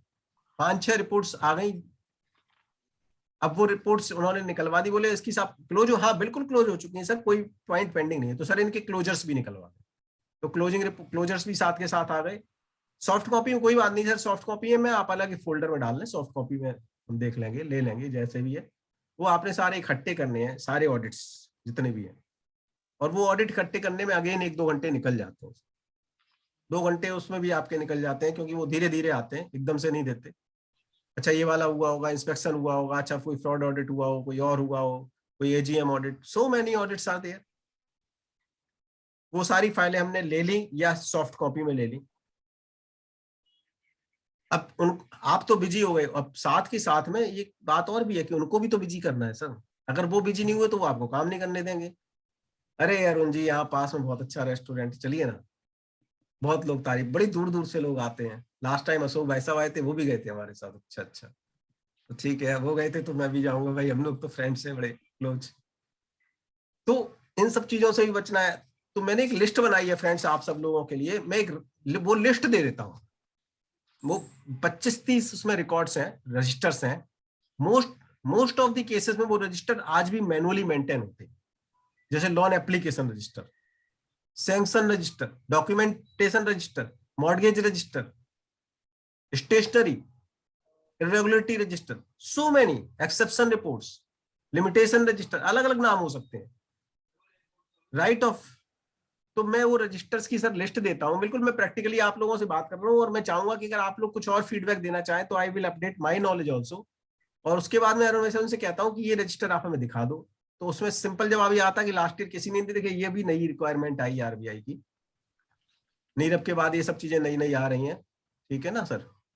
तो अभी और भी 2-3 स्कैम हो गए, तो एनएसई वाला भी एग्जांपल दे सकते हैं, उनकी वजह से आ गया। तो वो क्या है कि, और उसमें एक हम उनको लीवरेज और देते हैं कि अगर आपकी फिक्स एसेट रजिस्टर, अगर आपकी रजिस्टर सर कंप्लीट नहीं है ना, तो आप इनको कंप्लीट करा के दिखा दो। तो इससे क्या, हमने एक पॉजिटिव वाइब्स दे दी वहां कि आप ये रजिस्टर कंप्लीट करा लें और कंप्लीट करा के हमें दिखा दें।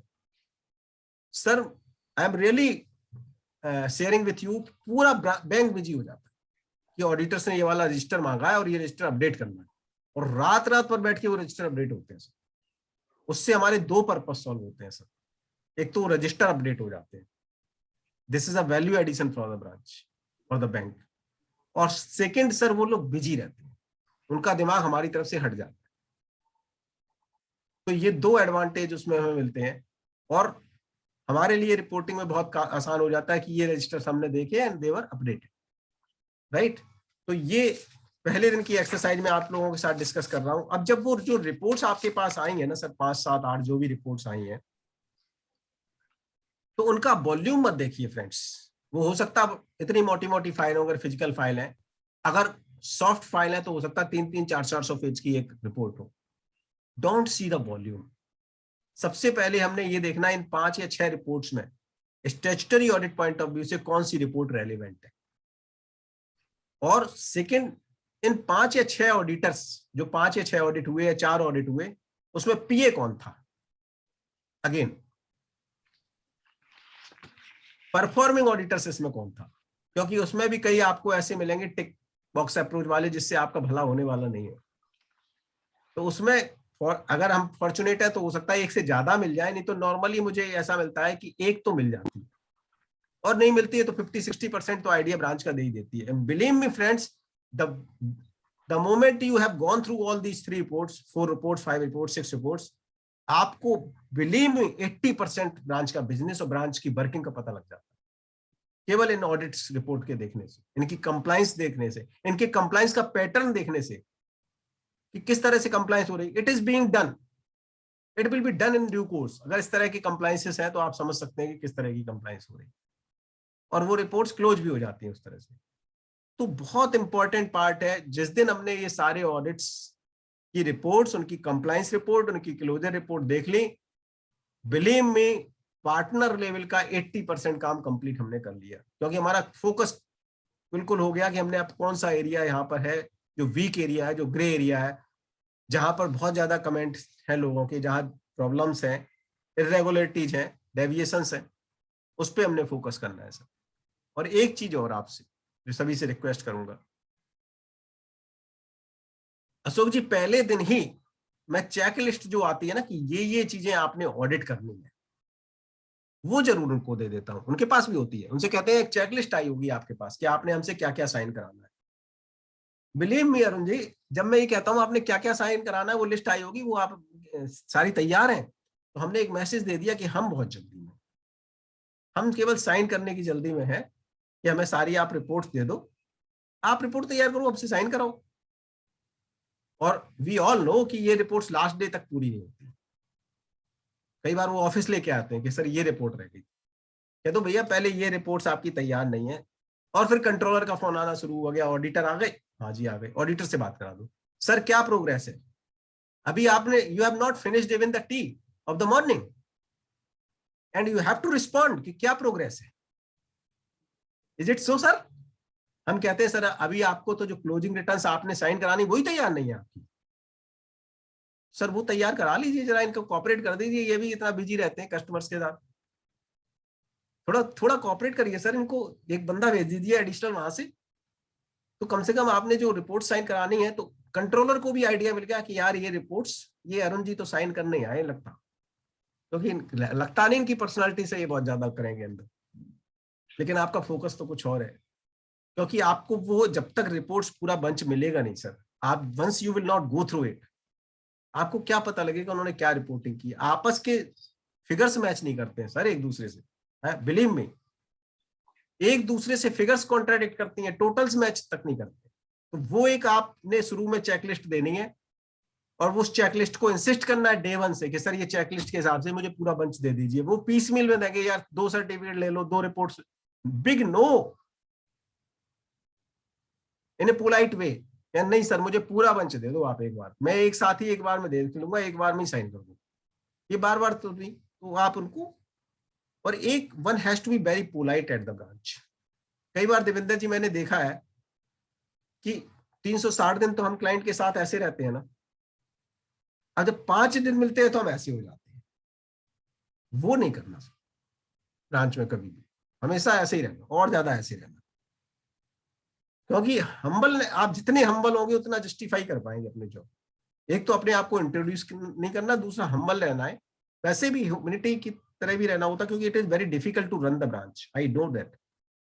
ब्रांच इनकम्बेंट की जॉब बहुत मुश्किल जॉब है सर आज के टाइम में, it is very challenging job, officers की job.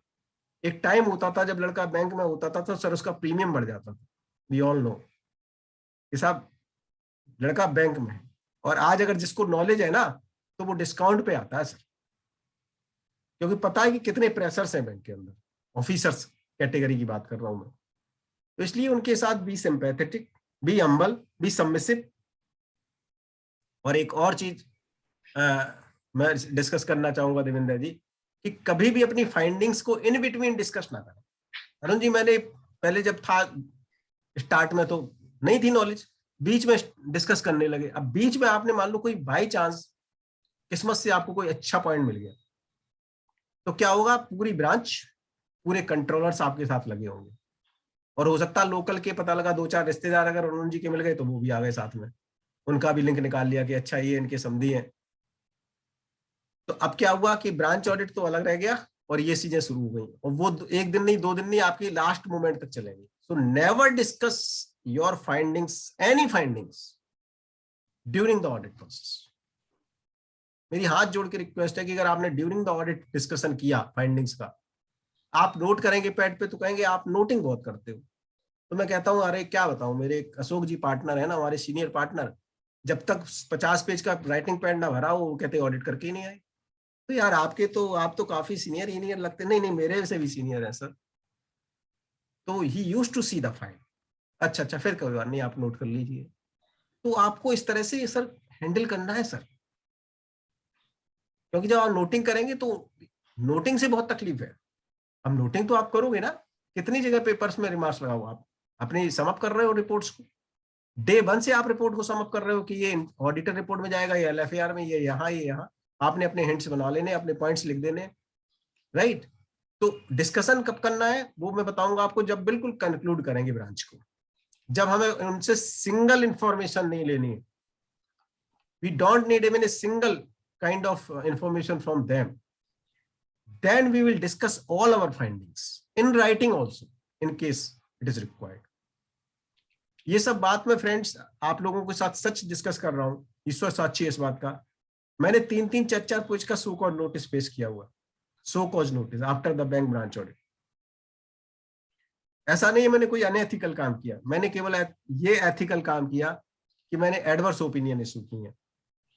And I can share with you without naming any bank कि अगर मैंने आज तक 50-60 ब्रांचेस की हैं तो कम से कम 50% ब्रांचेस में एडवर्स ओपिनियन है ऑडिट रिपोर्ट के अंदर।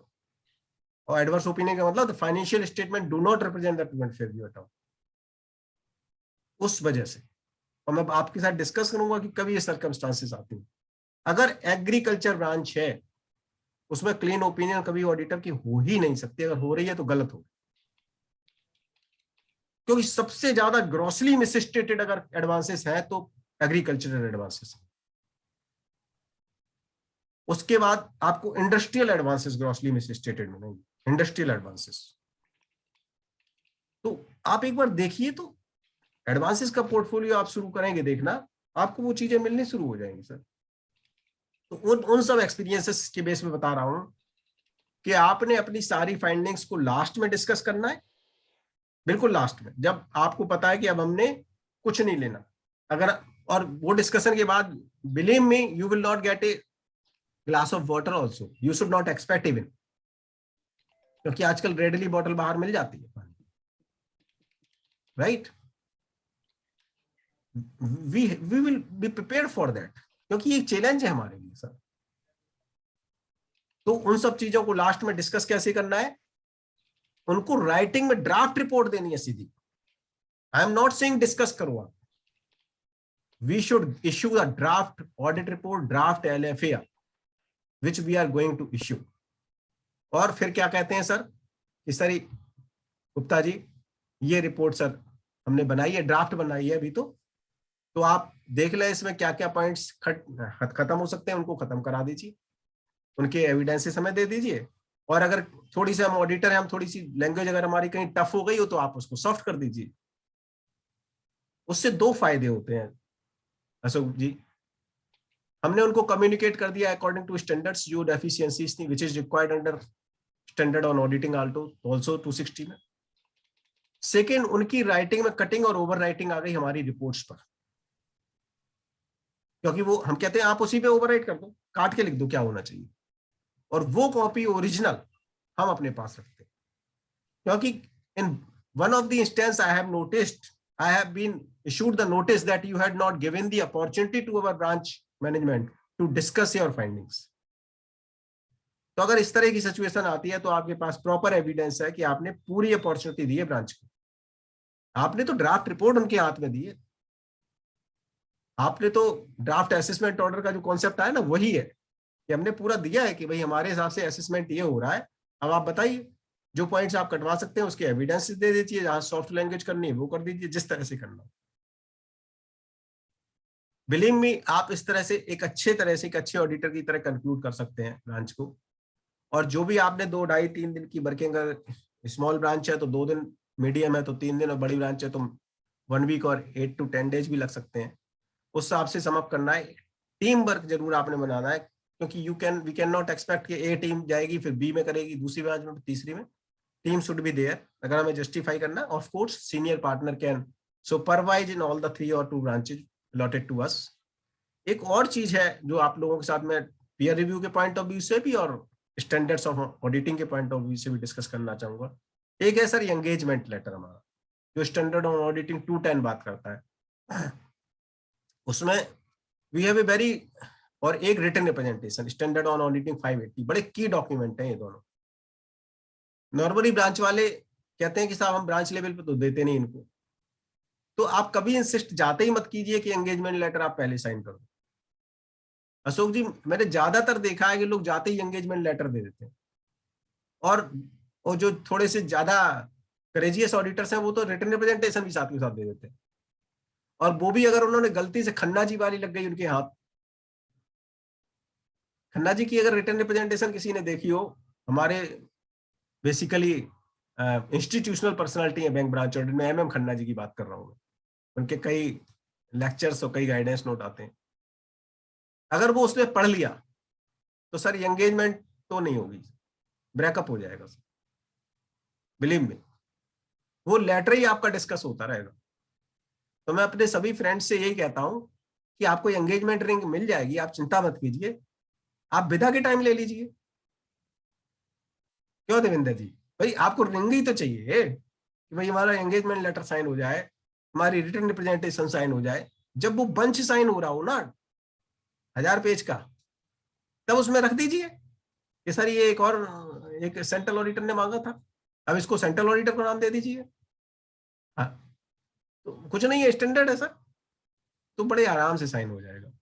और वो बेसिकली जो रिटन रिप्रेजेंटेशन है वो कस्टमाइज होना चाहिए आपका, क्योंकि कई चीजें आपको during the bank branch audit मिलती नहीं है, तो वो आप उसमें रिटन रिप्रेजेंटेशन में एड्रेस करेंगे। एंगेजमेंट लेटर आपका इंस्टीट्यूट का जो हमारा गाइडेंस नोट है उसमें दिया हुआ है, ड्राफ्ट एंगेजमेंट बहुत बढ़िया बना हुआ है, एंगेजमेंट लेटर भी और रिटन रिप्रेजेंटेशन भी।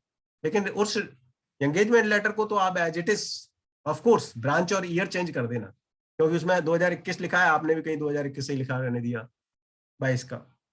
तो ब्रांच और ईयर चेंज कर देना आप। Engagement letter as it is हम ले सकते हैं, लेकिन रिटन रिप्रेजेंटेशन हमें कस्टमाइज करना पड़ेगा, जो उसकी स्टैंडर्ड क्लॉजेज है वो along with the other informations which we are not receiving to our satisfaction. Written representation बहुत इंपॉर्टेंट डॉक्यूमेंट है, ये स्किन सेविंग डॉक्यूमेंट्स है सर, और ये वो डॉक्यूमेंट्स हैं रिटन रिप्रेजेंटेशन खास तौर से जो ऑडिटर्स के लिए कई बार संजीवनी हो सकती है।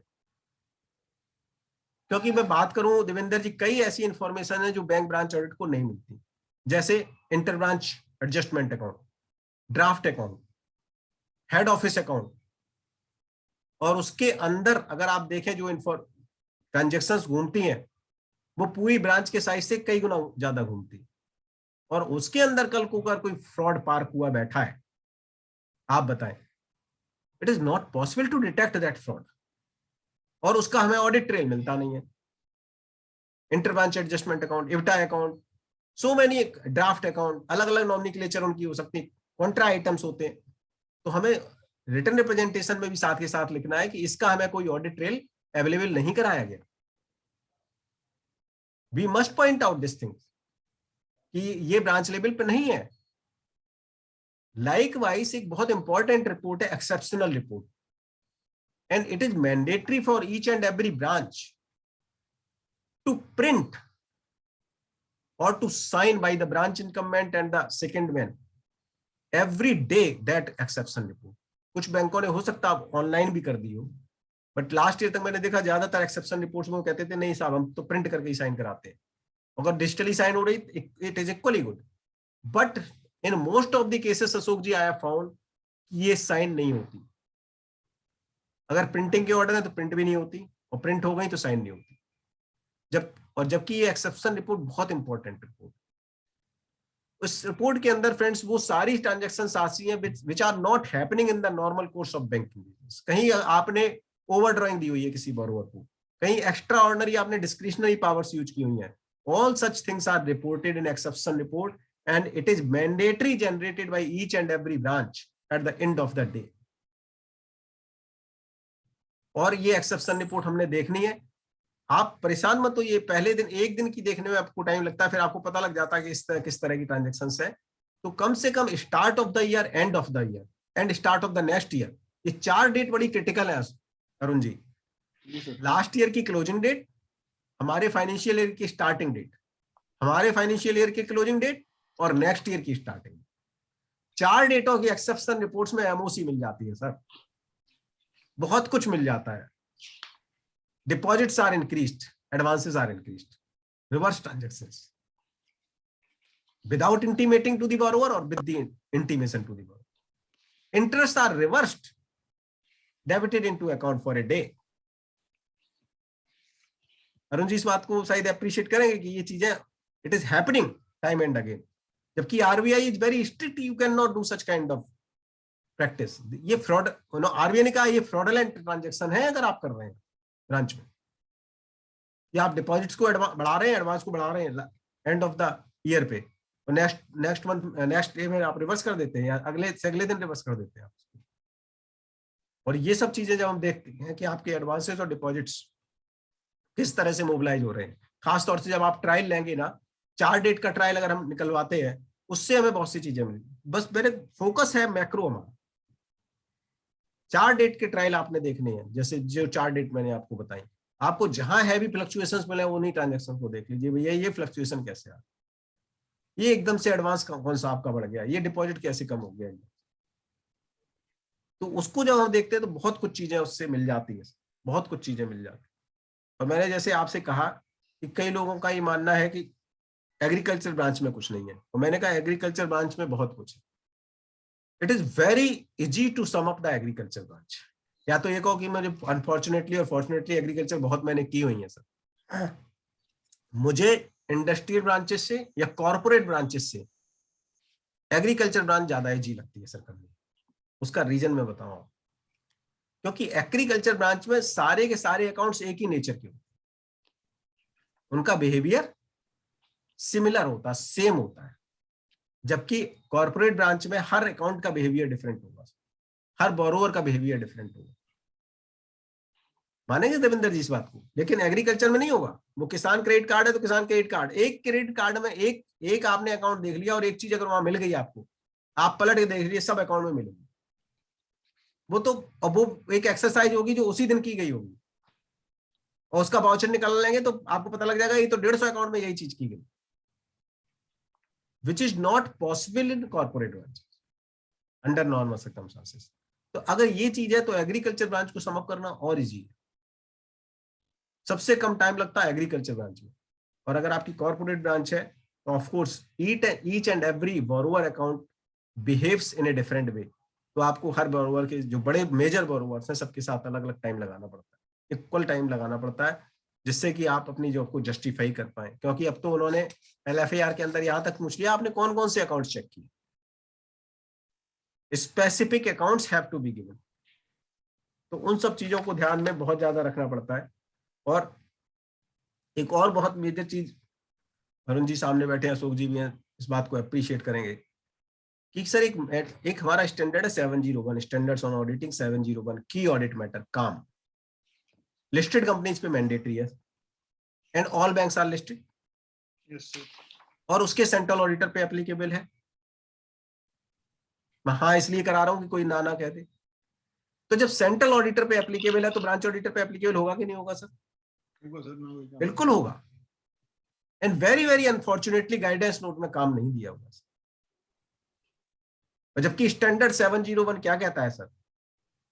स्टैंडर्ड 701 कहता है कि if you as a auditor have no KAM, आपके पास काम नहीं है, कोई काम का मतलब की ऑडिट मैटर नहीं है, तो आपको लिखना पड़ेगा रिपोर्ट के अंदर कि वी हैव नो की मैटर ऑडिट मैटर, नो काम, हमारे पास कोई काम नहीं है लिखने के लिए।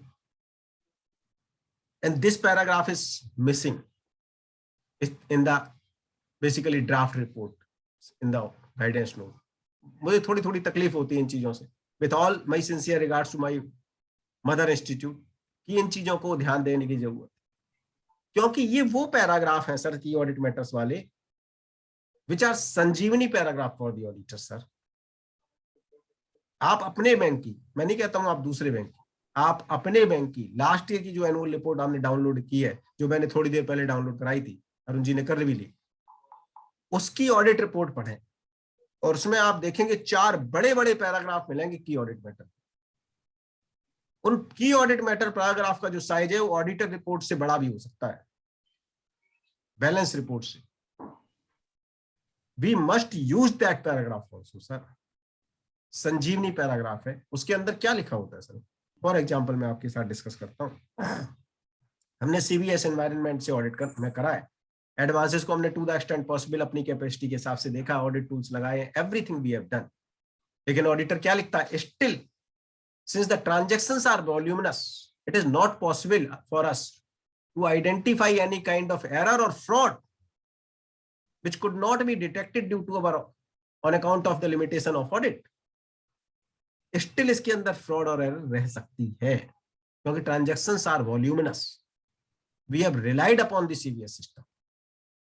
We have tested the CBS system to the extent possible. ये सुनने में क्या लग रहा है? डिस्क्लेमर लग रहा है सर ये, लेकिन ये की ऑडिट मैटर पैराग्राफ होता है, काम होता है सर। काम क्या है? Key audit matters paragraph are those matters which require the significant auditor's attention during the audit process. Significant time आपका ये लग रहा था कि ये CBS में ठीक कर रहा है या नहीं कर रहा, you are worried about it. लेकिन आपको उस एनवायरनमेंट में काम करना है, आपको रिपोर्ट भी देनी है, आपको ट्रू एंड फेयर भी बताना है। तो की ऑडिट पैराग्राफ, आपको मेरी सभी फ्रेंड से एक रिक्वेस्ट है कि अपने बैंक का एनुअल रिपोर्ट डाउनलोड करें, उसमें से उसकी ऑडिटर्स रिपोर्ट को डाउनलोड करें और उसमें जो की ऑडिट मैटर पैराग्राफ दिए हुए हैं related to branch, I am not saying कि इन्वेस्टमेंट वाला भी आप कॉपी कर लो, आई एम नॉट सेइंग कि लिटिगेशन वाला भी आप कॉपी कर लो, क्योंकि वो कंटिंजेंट लायबिलिटी पे भी डिस्क्लेमर होता है उनका, बट जो एडवांसेस से रिलेटेड उनका डिस्क्लेमर है बहुत इंपॉर्टेंट, बहुत इंपॉर्टेंट है। जब भी कभी ये फंसते हैं किसी ब्रांच में, अनफॉर्चुनेटली किसी के साथ कुछ होता है, किसी बरोबर ने कुछ किया होता है, तो सबसे पहले क्या कहते हैं? ऑडिटर को ही बुलाओ।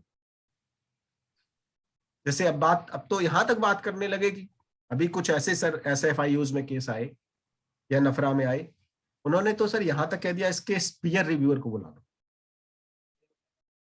You see the height. Arun ji, इसके पीयर रिव्यूअर को बुलाओ, क्योंकि इसने पीयर रिव्यू में इस ऑडिट को देखा होगा, और उसने कैसे देखा कि डॉक्यूमेंटेशन प्रॉपर हुई, ऑडिट प्रॉपरली कंडक्ट हुआ। बताओ, जब हम इस लेवल पे जा रहे हैं, और प्रैक्टिकली मैंने विटनेस किया है, in some of the cases my friends have got the not the letters, notices from the bank controllers that इस साल में आपने ये ब्रांच ऑडिट की थी, और हमारे इंटरनल ऑडिटर्स ने या आरबीआई इंस्पेक्टर्स ने अकाउंट्स एनपीए रिकॉग्नाइज किए, which you fail to point it out. बताओ, अब सर हम 100% तो नहीं चेक कर रहे सर। तो ये सब चीजें जो हम की ऑडिट मैटर पैराग्राफ में डाल रहे हैं, ये हमारी स्किन को सेव करते हैं सर। कोई भी ऐसी इंफॉर्मेशन जो आपको नहीं मिल रही है, एक और मैं आपको संजीवनी देता हूं। मैंने कहा ना, कुछ संजीवनियां हमारे पास हैं, लेकिन हमें उसे एप्रोप्रिएट टाइम पे लेना आना चाहिए, और एक्सेस यूज भी नहीं होना चाहिए। ये काढ़ा जिसने ज्यादा पी लिया उसे भी दिक्कत हो गई कोविड में, और जिसने बैलेंस पिया वो ठीक रहा। क्यों सर? तो हर चीज की एक बैलेंसिंग है। तो की ऑडिट मैटर्स की भी बैलेंसिंग है, और एक और बड़ा इंपॉर्टेंट स्टैंडर्ड है सर हमारे पास हमारी सेफ्टी के लिए, वो है 706, स्टैंडर्ड ऑन ऑडिटिंग 706। मैं स्टैंडर्ड्स के साथ इसलिए बात कर रहा हूं कि ये स्टैंडर्ड्स ही हमें बचाते हैं, और ये स्टैंडर्ड्स ही हमें डुबाते हैं। अगर आप नफरा की साइट पे जाएं, मेरे बड़े लर्नेड फ्रेंड्स यहाँ बैठे हुए हैं इसलिए मैं बात कर रहा हूँ, नफरा की साइट पे जाएं, और जो उन्होंने 3 या 4 केस अभी तक किए हैं नफरा ने, उस रिपोर्ट्स को सर पढ़ें, आई ओपनिंग रिपोर्ट्स हैं। उन्होंने पैराग्राफ 22 रिपोर्टिंग की है अरुण जी, कि ऑडिटिंग ऑफ स्टैंडर्ड के इस पैराग्राफ में ये चीज लिखी हुई थी, which auditors fail to point out. उनकी डॉक्यूमेंटेशन में ये कमी रही, उन्होंने ये नहीं किया। तो इसलिए मैं स्टैंडर्ड्स की बात करता हूं कि आपको स्टैंडर्ड के हिसाब से चलना है। और वो 706 में एक पैराग्राफ है सर, विच इज संजीवनी paragraph, which is OMP, other matter paragraph.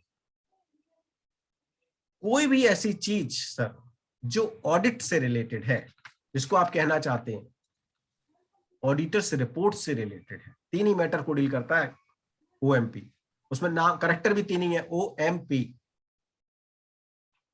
Other matter paragraph, और 3 ही चीजों को डील करता, ऑडिट, ऑडिटर्स रिस्पॉन्सिबिलिटीज और ऑडिटर्स रिपोर्ट। क्या कहता है OMP? Any information which is relevant to the understanding of the financial statements as a whole, nowhere given in financial statements, nowhere given in financial statements, nowhere disclosed in financial statements, but are relevant for the stakeholders, must be reported through OMP paragraph, other matter paragraph। जैसे मैंने आपको example दिया sir, कि अगर आपको draft account है, exception reports आपको नहीं मिली है, और बहुत कुछ आप मानते हैं कि एक्सेप्शन रिपोर्ट मिली होती तो ये ट्रांजैक्शन पकड़ में आ जाती, तो आप लिखेंगे, कहां लिखेंगे? OMP पैराग्राफ में आप लिख सकते हैं कि we have not been furnished, we have not been made available the exception reports, we have not been given any kind of audit trail in respect of the drafts accounts, interbranch adjustment account, head office account, interest debited and credited into branch account। Arun ji, मैंने यहां तक देखा in some of the banks, bank of Baroda की policy में नाम इसलिए ले रहा हूं कि पब्लिक डॉक्यूमेंट है, वो कहता है कि अगर आपकी ब्रांच लॉस में है तो आप एनपीए का इतना परसेंटेज अगर लेके प्रॉफिट में आ सकते हो, तो इतना आप एनपीए अकाउंट का प्रॉफिट, एनपीए अकाउंट पे प्रॉफिट लेके हेड ऑफिस को डेबिट कर दो और अपने इंटरेस्ट इनकम को क्रेडिट कर दो। इससे बड़ी विंडो ड्रेसिंग क्या हो सकती है सर? अरुण जी बताओ, इससे बड़ी विंडो ड्रेसिंग। और फिर आप रिपोर्ट करो कि साहब मेरी तो 90% ब्रांचेज प्रॉफिट में चल रही है। And if such things are there, आज after maturity of 30 years in the profession, I can say this is fraudulent financial reporting. You cannot do such kind of window dressing. तो इस तरह की चीजें हो रही हैं। अगर इस तरह की चीजें मिलती हैं, और एक और मैं आपके साथ बात कर दूं, जब भी कोई रिपोर्ट बना रहे हैं बैंक ब्रांच में, और अगर आपने वर्ड यूज कर दिया फ्रॉड या फ्रॉडलेंट या डाउटफुल या कुछ इस तरह का कोई भी word, mind it is the responsibility of the auditors to report it to the board of the bank or to the RBI directly, keeping in view the quantum of the fraud or fraudulent transactions. ये बात ध्यान रखनी है, बहुत major responsibility है sir, जो companies act के अंदर नहीं है, जो टैक्स ऑडिट के अंदर नहीं है, किसी भी ऑडिट के अंदर नहीं है कि आप रेगुलेटर्स को डायरेक्ट रिपोर्ट करेंगे। ये केवल बेंच ऑडिटर्स के अंदर है कि आपको अगर थ्रेशोल्ड से ज्यादा का, I do not remember the threshold, I think 5 crore और 1 करोड़ जो भी है, इससे बड़ा कोई अगर ट्रांजैक्शन फ्रॉडलेंट मिलता है, you will directly report to the regulator RBI. और अगर इससे कम का मिलता है तो आप बैंक के बोर्ड को बताएंगे, ऑडिट कमेटी को बताएंगे। तो kindly note, if you are using such kind of words, beware. I am not saying कि you should not report, you should, but अगर आप इन टर्म्स को यूज कर रहे हैं तो आपको फिर रिपोर्टिंग, एक इंडिपेंडेंट रिपोर्टिंग आपको और करनी पड़ेगी। और अगर आप नहीं कर रहे हैं तो आप दूसरी तरह से उसको लिखना चाहते हैं तो आपके पास अवेलेबल है लॉन्ग फॉर्म ऑडिट रिपोर्ट भी और भी जगह। लेकिन सबसे बड़ी बात आती है कि आपको ऑडिटर्स रिपोर्ट को मॉडिफाई कब करना है। जो मेजर चीज है, मैं आज की लास्ट लिम्ब में आ रहा हूं क्योंकि बाद में 5 मिनट के क्वेश्चन आंसर भी चाहूंगा, कि अगर आपने अपनी ऑडिटर्स ओपिनियन को क्लीन दे दिया तो आपने क्लीन चिट दे दी ब्रांच को। फिर आप ये नहीं कह सकते कि नहीं, अगर आप कह रहे हैं कि एलएफएआर में बहुत सारी चीजें हैं, तो एलएफएआर में आप लोगों के साथ बता दूं कि LFAR is always read and compiled after the publication of the financial statements. Am I right, sir? LFAR पढ़ी बाद में जाती है जब तक रिजल्ट्स पब्लिश हो चुके होते हैं, क्योंकि we all know listed bank को विदिन 60 डेज अपने रिजल्ट्स पब्लिश करने हैं। मई में आपके रिजल्ट आ जाते हैं सारे। तो जब जो चीज पढ़ी नहीं जा रही उसको देने का, आई एम नॉट सेइंग कि उसमें नहीं देना, लेकिन उसमें भी देना है और उसकी बैलेंसिंग भी रखनी है। क्योंकि हमारी रिपोर्ट्स, जो प्रेजेंट रिपोर्ट है independent auditors report, it has been divided into 2 parts. पहला पार्ट हमारा है फेयर प्रेजेंटेशन फ्रेमवर्क का, रिपोर्टिंग का, ऑडिट रिपोर्ट का। दूसरा है कंप्लायंस फ्रेमवर्क। अगर बैंक ब्रांच ऑडिट की बात करें, इसके अंदर भी यही है कि एक कंप्लायंस है। कंप्लायंस में बैंक कई क्वेश्चन पूछे जाते हैं, हम उसका जवाब देते हैं कि we have obtained all the necessary information, books are in agreement, so and so the financial statements have been prepared in accordance with the schedule 3rd of the Banking Regulation Act 1949। ये सब क्या है? Compliance framework. एलएफएआर क्या है? Compliance framework है। Certificate क्या है? Compliance framework. लेकिन इन कंप्लायंसेस का मैन ऑडिट रिपोर्ट पे भी तो कुछ फर्क आएगा ना सर। वो कब आएगा? जब इन कंप्लायंस रिपोर्ट्स में कोई भी बात आप लिख रहे हो, आप मोटी सी बात समझ लें कि कंप्लायंस की रिपोर्ट के अंदर, एलएफएआर के अंदर, किसी और रिपोर्ट के अंदर आप कोई ऐसी बात लिख रहे हैं जिससे आपकी फाइनेंशियल स्टेटमेंट्स के नंबर चेंज हो रहे हैं। अगर वो ठीक से लिखे जाए, नंबर चेंज हो सकते हैं, और वो नंबर चेंज अगर हो रहे हैं तो उसके 2 तरीके हैं। या तो वो एमओसी के थ्रू नंबर चेंज हो जाने चाहिए, अगर वो एमओसी के थ्रू नहीं हो रहे हैं चेंज, तो इसका मतलब फाइनेंशियल स्टेटमेंट्स मिसस्टेटेड हैं। तो अगर मिसस्टेटेड है फाइनेंशियल स्टेटमेंट्स, तो आपको सेकंड एक चेक और लगाना है कि क्या ये मिसस्टेटमेंट मटेरियल है, इसका क्वांटम इतना ज्यादा है, या इसका नेचर इस तरह का है कि इससे फाइनेंशियल स्टेटमेंट्स, क्योंकि एक हमारा standard 705 which talks about the modifications of the auditor's report. Unfortunately ये 705 को भी गाइडेंस नोट में उतने तरीके से एड्रेस नहीं करते, कहीं कहीं लिख देते हैं 1-2 लाइन, लेकिन पूरा आना चाहिए। तो अगर आपके नंबर्स डेविएट कर रहे हैं, सीरियसली मिसस्टेटेड है और मैटेरियली मिसस्टेटेड है, तो आपकी ओपिनियन क्लीन तो नहीं हो सकती सर। कैसे करेंगे फिर उसको? फिर आपकी ओपिनियन होगी या तो एडवर्स होगी और या फिर क्वालिफाइड ओपिनियन। क्वालिफाइड कब होगी? जब वो उसका क्वांटम इतना कम है लेकिन मटेरियल है, और कि उससे इंपैक्ट तो है लेकिन थोड़ा सा इंपैक्ट है। और एडवर्स कब होगी? जब उसका इंपैक्ट बहुत ज्यादा है, परवेसिव जिसको कहते हैं। एक मैं आपके साथ नॉर्मल सा एग्जांपल डिस्कस करता हूं। एक पेशेंट है, बहुत जल्दी समझ में आ जाता है इससे सर। अब a person met with an accident, अब उसकी कहीं पर एक हेल्थ रिपोर्ट लग रही है सर कि उसका स्टेटस क्या है। तो उसका डॉक्टर लिख रहा है कि भाई इसके लेफ्ट हैंड में फ्रैक्चर है, इस बोन में, पर्टिकुलर इस बोन में फ्रैक्चर है, right, otherwise the person is healthy, कोई दिक्कत नहीं है। एंड बेसिकली ये जो फ्रैक्चर है इतना 30 दिन में, 45 दिन में रिकवरी हो जाएगी, कोई दिक्कत नहीं। एक और केस लेते हैं, उसके दोनों हाथ में फ्रैक्चर है या एक हाथ एक पैर में फ्रैक्चर। एक और केस लेते हैं, उसके दोनों हाथ दोनों पैर में फ्रैक्चर। ये सब क्या है?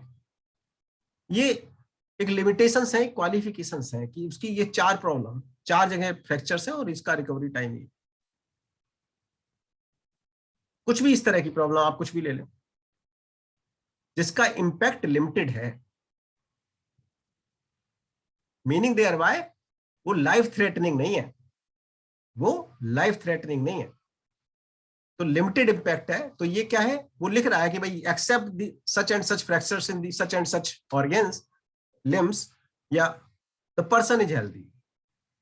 दूसरी तरफ एक पर्सन है जिसका अगेन एक्सीडेंटल केस है और सर ब्रेन हेमरेज का केस हो गया, वेंटिलेटर पे पड़ा हुआ है, राइट, उसका हार्ट बॉल डैमेज हो गया है। अब उसका डॉक्टर लिख रहा है, देखो you see the beauty of the writing कि भाई पर्सन ब्रेन हेमरेज है उसको और he is on the ventilator और हार्ट बॉल उसका डैमेज हो गया और ये हो गया और वो हो गया, except the above the person is healthy. ये सब चीजें छोड़ दो, बाकी पर्सन बिल्कुल हेल्दी है, कोई दिक्कत नहीं है। मैं ये एग्जांपल आपको क्यों दे रहा हूं sir, it is happening practically in the auditors report sir. You see the report of MTNL, you see the report of Bharat Sanchar Nigam Limited, and n number of other reports where you will find number of qualifications, 20 30 qualifications auditors report के अंदर sir. Last में क्या कहते हैं auditor, the financial statements are true and fair except these qualifications। Devendra ji, could I convey my point कि सब कुछ ठीक नहीं है लेकिन पर्सन हेल्दी है, कोई दिक्कत नहीं है, गोइंग कंसर्न ट्रबल में है उसकी। अब मैं बैंकिंग में एग्जांपल लेता हूं, the day I entered into branch the declared NPA was 2%। Illustration दे रहा हूं, हमने ऑडिट प्रोसेस में 3% और निकाल लिया। सिचुएशन नंबर 1, 3% का एमओसी बन गया, एमओसी बन गया। अब क्या ऑडिट रिपोर्ट क्वालिफाई होगी? कोई आंसर दे हमारे फ्रेंड्स। अब हम बिल्कुल लास्ट लिम में अपने सेशन के, क्या ऑडिटर्स ओपिनियन को आप क्वालिफाई करोगे? पराग शाह जी कह रहे हैं करेंगे, यस। कोई और? देखो जब आप लोग पार्टिसिपेट करते हो तो और अच्छा लगता है और चीजें बड़े दिन तक ध्यान रहती हैं। अभिनव जी कह रहे हैं बिल्कुल करेंगे, एमओसी पास हो गई तो क्या हुआ? और कोई नो वाला भी है? नहीं तो फिर मैं अरुण जी से नो कहलवाना पड़ेगा। Sir what is MOC? MOC is memorandum of changes. Actually क्या है, जो हम प्राइवेट क्लाइंट्स का ऑडिट करते हैं तो जो भी हम चेंजेस सजेस्ट करते हैं वो बैलेंस शीट में इनकॉर्पोरेट कर दिए जाते हैं, राइट। लेकिन बैंक में क्या है कि आपकी बैलेंस शीट कंसोलिडेशन के लिए पहले ही पुश हो चुकी होती है, अदरवाइज वो बन नहीं सकती। तो वो जो चेंजेस आप सजेस्ट करते हो वो सारे के सारे एंट्री पास कर दी जाती है at the time of consolidation. तो these MOCs are part and parcel of the financial statements, वो अलग नहीं है उससे। कह रहे भाई ये फाइनेंशियल स्टेटमेंट है, इसके साथ ये एडजस्टमेंट और है, तो इसका मतलब फाइनेंशियल स्टेटमेंट मिस स्टेटेड कहां है? आप ये देखो, जो जो नंबर्स होने चाहिए वही तो आ जाएंगे, नंबर्स में फर्क नहीं आएगा। इसलिए एक जो कॉमन मिथ है कि एमओसी के साथ भी एमओसी के साथ क्वालिफिकेशन की कोई जरूरत नहीं है, क्योंकि एमओसी आपने पास करा दिया, आपकी ऑडिट रिपोर्ट का मेन पार्ट बन के आ गई कंप्लायंस रिपोर्ट के अंदर कि ये adjustment yet to be done. So MOCs are read with, basically लिखते ना financial statements are true and fair, read with MOCs, क्योंकि वो चेंजेस हो गए आपके, वो चेंजेस हो गए आपके। तो इसलिए एमओसी अगर पास हो गई, पहली सिचुएशन ये हुई कि एमओसी पास हो गई। सेकेंड सिचुएशन सर, एमओसी तो बनी लेकिन ब्रांच ने साइन नहीं की, ऑडिटर ने साइन की केवल, तब भी चूंकि ऑडिटर ने सजेस्ट कर दी है तो ऑडिटर्स ओपिनियन को क्वालिफाई करने की जरूरत नहीं है। थर्ड सिचुएशन सर कि वो एमओसी के लिए आपको फिगर्स ही नहीं मिल रही, बनी नहीं पा रही है, ये एग्री नहीं, फिगर देने को राजी नहीं, नंबर ऑफ अकाउंट्स बहुत ज्यादा है, an reasons could be there. उस केस में आपके फाइनेंशियल स्टेटमेंट मिस स्टेटेड है सर, उस केस में क्या करेंगे, हम क्वालिफाई करेंगे ओपिनियन को।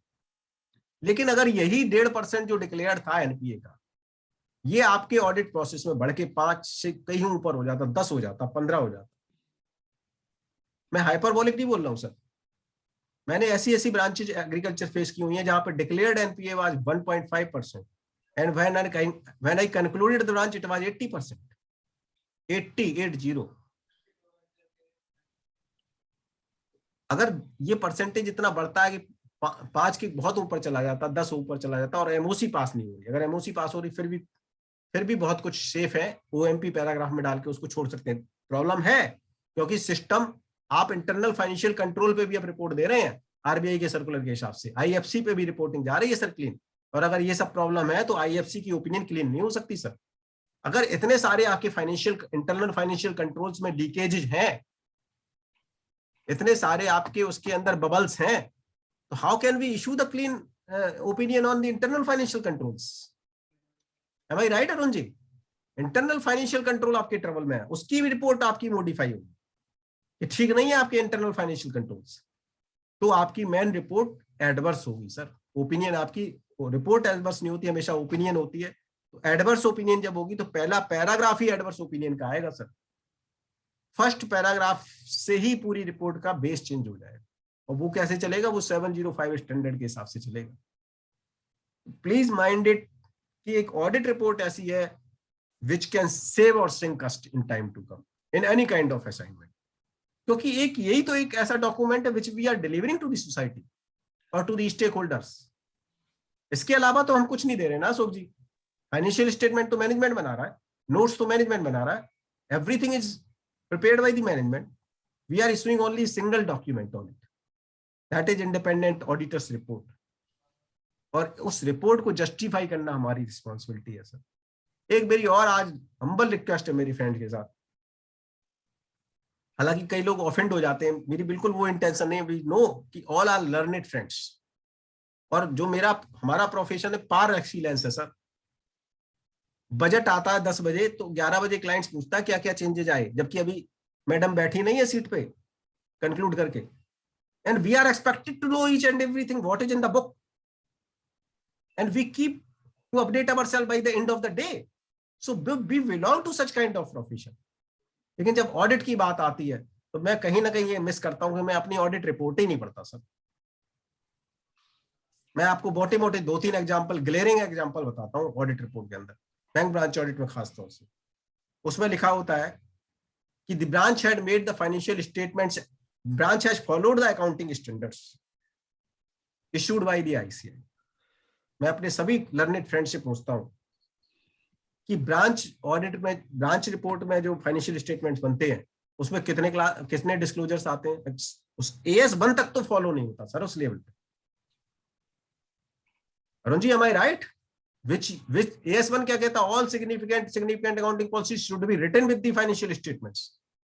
कहाँ होता है ब्रांच लेवल पे? बिल्कुल नहीं होता sir. And we are saying कि yes, AS फॉलो हो रहे हैं। कहाँ फॉलो हो रहे हैं मुझे बताओ ना आप। So we should write that the branch has followed the accounting standard to the extent applicable. और जहां तक डिस्क्लोजर और प्रेजेंटेशन की बात है, these are followed at HO level. एक और मैं बताता हूं बड़ी बात, उसमें लिखा होता है the branch has prepared the financial statements as per schedule 3 of the banking regulation act 1949। जबकि अगर शेड्यूल 3 को पढ़ें आप और उससे ब्रांच की बैलेंस शीट मिलाएं तो आपको पता लग जाएगा जमीन और आसमान का दोनों में रेफरेंस होता है, उसकी क्लासिफिकेशन बहुत डिफरेंट होती है। तो हमें क्या लिखना चाहिए? हमें लिखना चाहिए the branch has prepared the financial statements as per the directions of the head office. ये बैंकिंग रेगुलेशन एक्ट के हिसाब से नहीं है, ये उन्होंने अपना जो कस्टमाइज फॉर्मेट दिया उसके हिसाब से बन रही है सर। उसकी भी मैंने आपको एक एग्जांपल में रिपोर्ट दी हुई है, आप लोगों के साथ शेयर करूंगा। I have tried my best कि उसकी लैंग्वेज अच्छे से अच्छे, जिससे कोई चैलेंज ना कर सके, क्योंकि ये बैंकिंग रेगुलेशन एक्ट के हिसाब से बनी नहीं रही सर। और एक बात बताऊं आपको, particularly in bank branch audit, हर आपको ब्रांच कोई रिपीट नहीं होती नॉर्मली 99.99 केसेस में। तो लास्ट ईयर के आपके ओपनिंग बैलेंसेस होते हैं जो that was audited by another auditors. हमारा ओएमपी पैराग्राफ जो संजीवनी पैराग्राफ 706 ये कहता है कि अगर प्रीवियस ईयर की ऑडिट किसी और ऑडिटर्स ने की है तो we must point out in the auditors report that the we have relied upon the opening balances as the previous year audit was conducted by another auditor. तो ये सब चीजें कहाँ ऑडिट रिपोर्ट में एड्रेस हो रही सर। आप कुछ भी आपकी लिमिटेशन से स्कोप पे आ रही हैं, आप ओएमपी पैराग्राफ में लिख सकते हैं, लेकिन माइंड इट, अगर आपको लगता है आपके नंबर्स हिल रहे हैं और मैटेरियली हिल रहे हैं, मिस स्टेटमेंट्स हैं, मैटेरियल मिस स्टेटमेंट्स हैं, तो आपके पास मॉडिफिकेशन के अलावा कोई रास्ता नहीं है। मतलब ऐसा नहीं है आप ओएमपी में लिख के बच सकते हैं। ठीक है, अगर आपने ओएमपी में लिख दिया तो as a legal one can argue in the court of law कि सर अशोक जी ने देखो लिखा तो है, ओएमपी पैराग्राफ में अपनी बात लिखी है, ऐसा नहीं कि नहीं लिखा, स्टैंडर्ड फॉर्मेट था ओएमपी में लिखा हुआ, लेकिन कम से कम ओएमपी में तो लिखा हो सर। तो ये सब चीजें फ्रेंड्स बहुत ध्यान देने वाली बात है। इस बार मैं यही आप सबसे रिक्वेस्ट करूंगा कि ये बिल्कुल एज पे हैं हम इस असाइनमेंट के, और अगर इस असाइनमेंट को सेव करना है तो हमें डिलीवर करना पड़ेगा थ्रू ऑडिट रिपोर्ट। हमारा टारगेट होना चाहिए एमओसी फ्री ब्रांचेज नहीं जाने चाहिए। I am not fond of issuing the MOCs, I am not saying so, but we must point out the deviation sir. MOCs must be suggested, जिससे कि कल फिर कोई अगर डाटा आरबीआई कंपाइल करे थ्रेशोल्ड लिमिट्स के लिए तो वो देखे कि कितनी ब्रांचेज में एमओसी आई हैं और कितने क्वांटम की आई हैं। हर जगह थ्रेशोल्ड लिमिट्स होती हैं, उससे नीचे की एमओसी नहीं सजेस्ट करनी। और अगर मैं मानता हूं 2 या 3% या 1% ऑडिटर्स भी अगर ओपिनियन को मॉडिफाई करने लगते हैं, देवेंद्र जी, एडवर्स ओपिनियन देने लगते हैं qualified, central auditors can not ignore it, they have to take the cognizance of it. तो ये audit report bank branch audit में बहुत रेलिवेंट है सर, बहुत रेलिवेंट है, इसको यूज कीजिए। अब लास्ट में मैं आपको बताऊंगा जो मैंने एक वर्ड यूज किया था। आप कहोगे कि आपने संजीवनी हनुमान जामवंत की बात कर ली, ब्रह्मास्त्र छोड़ दिया। एक हमारे पास सर ब्रह्मास्त्र भी है, और जब ब्रह्मास्त्र का लक्ष्मण जी ने यूज मांगा था तो भगवान ने मना कर दिया था कि नहीं, ब्रह्मास्त्र के लिए टाइम ठीक नहीं है, ये बहुत अल्टीमेट सर्कमस्टांसेस में चलाना चाहिए। और वो क्या है सर, वो मैं आपके साथ डिस्कस करता हूँ। अगर बैंक ब्रांच में फाइनेंशियल स्टेटमेंट मिसस्टेटेड है और मैटेरियली मिसस्टेटेड है और आपके पास उसके एडिक्वेट डॉक्यूमेंटेशन है, तो इसको हमारी ऑडिटिंग प्रोफेशन की लैंग्वेज में फ्रॉड कहते हैं सर। और हमारा स्टैंडर्ड ऑन ऑडिटिंग 240, अगर उसको ट्रांसपोज करना है तो 420 हो जाता, 420। आईपीसी में भी 420 है, 420 का काम कर रहे हो। वो 240 है, उसमें A1 पैराग्राफ है एक सर उस स्टैंडर्ड के अंदर, वो ए सर आपने ऐसे 240 बोला ना, है स्टैंडर्ड 240 और 420 से जल्दी याद हो जाता है, उसमें 420 की बात की गई है। तो 240 कहता है if your financial statements are materially misstated with the intention to deceive the users of it, it is nothing but the fraud. और मैंने अरुण जी इसको कैसे यूज किया इस ब्रह्मास्त्र को, जब बहुत परेशान हो जाता हूँ, एडवर्स ओपिनियन देता हूँ, जब बहुत परेशान हो जाता हूँ, बिल्कुल कहते हैं ना नेक तक पानी आ गया तब तो कोई दिक्कत नहीं, जब नोज तक पानी आ जाता है, जब लगता है कि I can not even take the क्या कहते हैं आप, ब्रीदिंग भी नहीं कर सकते आप, उसको तब यूज करता हूँ। और इसको नीचे के लेवल पे यूज नहीं करना होता, ब्रांच लेवल, कंट्रोलर लेवल पे भी नहीं एक्सेप्शनली, ये चीजें जीएम लेवल कम से कम।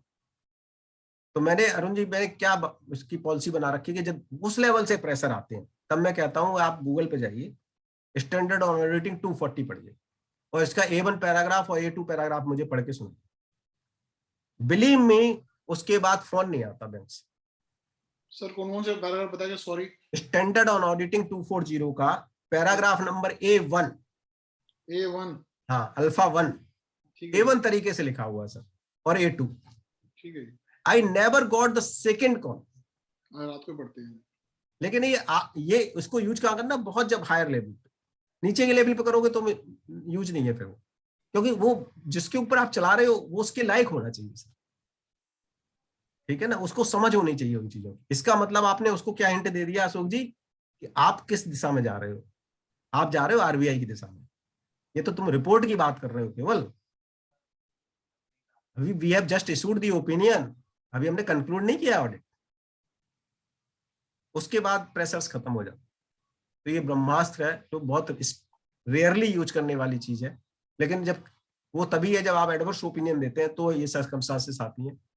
LFAR में आप कुछ भी लिख दो, नो प्रेशर्स, बिलीव मी, दुनिया जहां की चीज लिखा हो आप LFAR में, मुझे तो कभी LFAR के लिए किसी ने बोला, वो कहता, बल्कि ये कहते हैं LFAR में लिख दो सर जो लिखना है। Why? It is you to tell me कि मुझे कहाँ लिखना है। भाई आप हमारी ओपिनियन बनवा रहे हो, वेंटिलेटर पेशेंट पड़ा, कह रहा है ठीक है यार ये हेल्दी है पेशेंट, क्या लिख दो, बस वेंटिलेटर की रिक्वायरमेंट है इसको, और क्या दिक्कत है। So with these words friends, I am really grateful to all my friends. मेरा सीधा फोकस, मैंने प्रूडेंशियल नॉर्म्स डिस्कस नहीं किया आपसे, LFAR डिस्कस नहीं किया, हर साल की रिपीटेड चीजें हैं, 90 डेज नॉर्म्स है, बहुत कुछ उसमें बहुत ज्यादा चेंजेस, हालांकि आगे भी सेमिनार जब करेंगे आप लोग, लोकेश जी आएंगे, सब चीजें बताएंगे। मेरा केवल फोकस है कि इस असाइनमेंट के एज पे खड़े हुए इसको सेव कैसे करना है। इसको सेव केवल 2 चीजों से कर सकते हैं, through MOC, maximum MOC, target की maximum MOC should be suggested without any pressures, और अगर जरूरत पड़े तो ऑडिटर्स रिपोर्ट को मॉडिफाई जरूर करें। और मैं ये कह सकता हूँ जो ऑडिटर मॉडिफिकेशन के लिए मेंटली तैयार है, मैं उसको 24/7 अवेलेबल हूँ, क्योंकि मॉडिफिकेशन, जब मॉडिफाइड ओपिनियन चाहिए तो थोड़ा सा मैच्योर्ड ओपिनियन के साथ जानी चाहिए, आपके पास एडिक्वेट डॉक्यूमेंटेशन होनी चाहिए, राइट? तो उसको हवा में नहीं करना है। तो मैं 24/7 में, मेरे कई फ्रेंड्स आते हैं ऑफिस में, और मैं आई फील प्रिविलेज्ड कि कम से कम कुछ फ्रेंड्स हमारे मॉडिफाई तो कर रहे हैं, क्योंकि सेंट्रल ऑडिटर को वो चीज पता तो लगनी चाहिए कम से कम। So friends, I am really grateful to all of you and invite you for any kind of query related to bank branch. Gopal sir, question answer के तो 7 लोगों के क्वेश्चन आंसर हैं सर। 3 लोगों ने पूछे हैं, दीपक आचार्य जी ने, विवेक जी ने और अभिनव जी ने। मैं तीनों को पैनलिस्ट में ऐड कर दिया है सर। तो I request to Deepak ji. दीपक आचार्य जी आ जाइए। Thank you so much Devendra ji and Gopal ji, very beautifully elucidated. मैं इसमें सिर्फ 1-2 चीजें मैंने उसमें लिखी तो है, मैं जरा सा ऐड करना चाहूंगा, because you are addressing the larger profession here. एक जो सर NOC ब्रांच ऑडिटर मांगता है प्रीवियस ऑडिटर से, यस, वो उसमें इनवेरिएबली हमने देखा है वो टाइम बाउंड बना देते। If I don't receive your reply with in 5 days 2 days, तो मेरी हम्बल सबमिशन है सबसे कि भाई ऐसे स्पेसिफिक सब्जेक्टिव या क्वालिटेटिव NOC ना लिखा जाए। yes, it is open ended, इसका टाइम कम है, but that does not mean that you limit it. And I to share my experience, जब भी मेरे पास ऐसा कोई NOC आता है मैं जवाब ही नहीं देता, तो तुमने खुद ही लिख दिया कि NOC नीचे तुझे। So just kindly just put it across. It's a good suggestion. There and this format है जी कि भाई it's writing as a courtesy and as a professional brother to your predecessor. It does not, you can't just cap it. Yes. तो ये चीज मैं जरा add करना चाहता हूँ। बाकी तो I think you are wonderful elucidation. Appreciate Deepak ji point of view. कई बार हम लोगों के टाइम प्रेसिंग शेड्यूल्स होते हैं, हम नहीं कर पाते, तो we can respond later on also. Abhinav ji. Yes sir. Sir good evening. Good evening. Sir मेरा एक क्वेश्चन है KCC से रिलेटेड था कि हम KCC एडवांस जो है 5 years के लिए देते हैं, जैसे मेरे को लगता है समझ है, और क्या वो 5 year के बाद क्लोज हो जाने चाहिए या फिर वो रिन्यू हो जाने चाहिए या फिर रीओपन हो जाने चाहिए? KCC के जितने भी, बिल्कुल आपने ठीक कहा, 5 years का देते हैं, और ये हर साल रिव्यू होता है, और अब रिव्यू के बाद एनहेंसमेंट होती है इसमें। अगर आप देखोगे every year there is enhancement, और एवरी ईयर इसका रिन्यूअल मस्ट है, ठीक है। और 5 years के बाद इसको फिर से फ्रेश लोन दे सकते हैं या रिन्यू भी कर सकते हैं। तो रिन्यू के टाइम में सर फ्रेश डॉक्यूमेंट लेंगे फिर? हाँ, फ्रेश डॉक्यूमेंट बिल्कुल लेंगे, फ्रेश डॉक्यूमेंट। लिमिटेशन एक्ट तो चलेगा ही चलेगा। और इसमें एग्रीकल्चर का आपने पॉइंट छेड़ दिया है, तो मैं बता दूं, गाइडेंस नोट में बिल्कुल क्लियर दिया हुआ, अगर शॉर्ट टर्म क्रॉप्स है तो 21 महीने में अकाउंट NPA हो जाता है, और लॉन्ग टर्म क्रॉप में 27 महीने में अकाउंट NPA हो जाता है।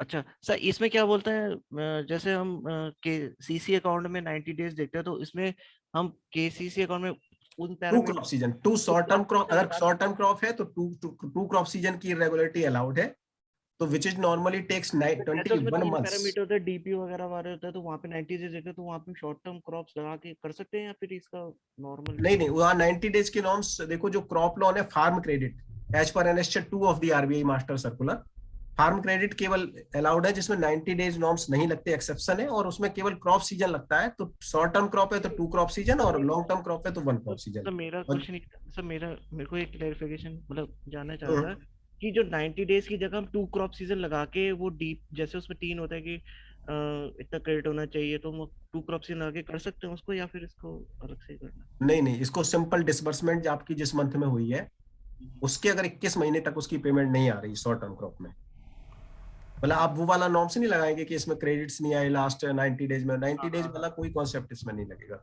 मतलब इसमें वो सीधा आप देखोगे रिप्लेस नहीं कर सकते 90 डेज। ना डिसबर्समेंट की डेट से 21 महीने अगर शॉर्ट टर्म है, लॉन्ग टर्म है तो डिसबर्समेंट की डेट से 27 महीने तक अगर पेमेंट नहीं आई तो अकाउंट एनपीए हो जाएगा। अच्छा ठीक है, thank you.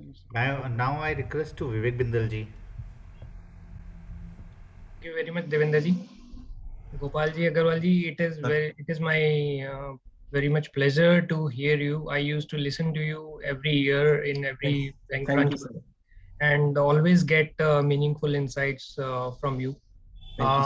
My question is, sir, what we have observed last year is that the bank officials, when we asked for the exception report, so bank officials says that at branch level there is no exception report being generated, and they were not at all aware of.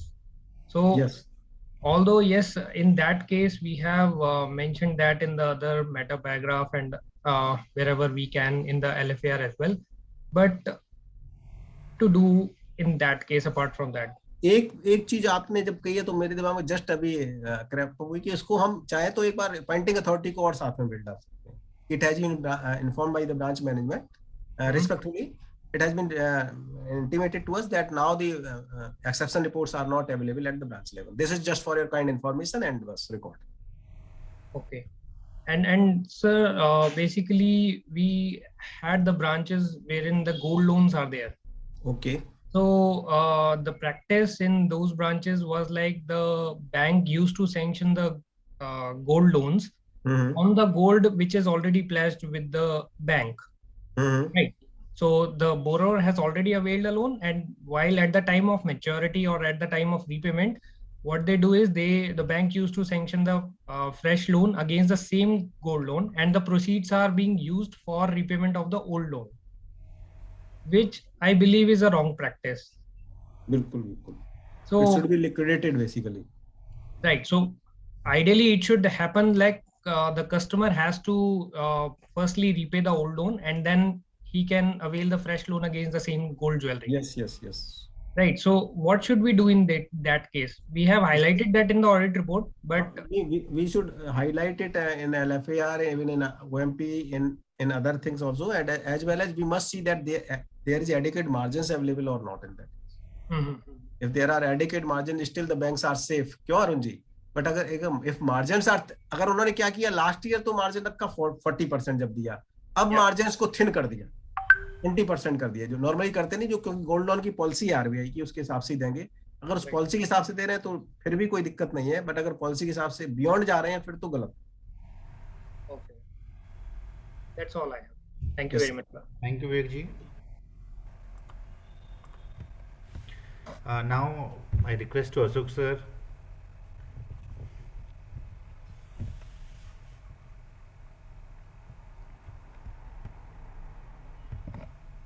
Ashok ji, mute off.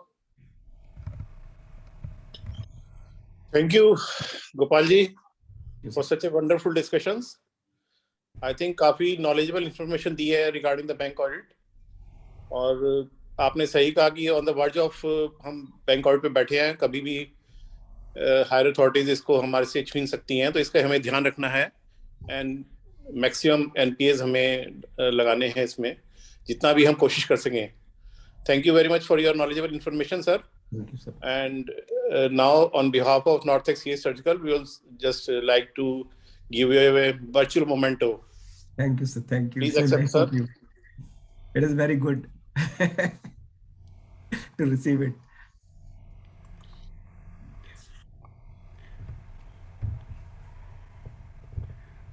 Ashok sir, ये 2 seminar हैं upcoming, उसके बारे में बता दीजिए. And friends, we have now upcoming seminars that is on 25th of February. That will be on provisions of charitable trust institutions in the budget 2022. And on the next day, we have a seminar on insights of forensic audit and fraud detection with practical cases. I request all of you to please join to attend these seminars. And I also thank on behalf of Northex Churchkull to all the participants who have attended in such large number. I am very delighted that more than 250 participants were there at the time when Gopalji was deliberating. Thank you very much to all of you. And thanks Gopal sir again. Thank you. Thank you. Expect कि आप आगे भी on different topics, not on bank audits, but we'll see कि दूसरे topics पे भी हमें guide करें. Thanks sir. Thanks a lot. Okay. Thanks very much. Thank you sir. Thank you. Thank you.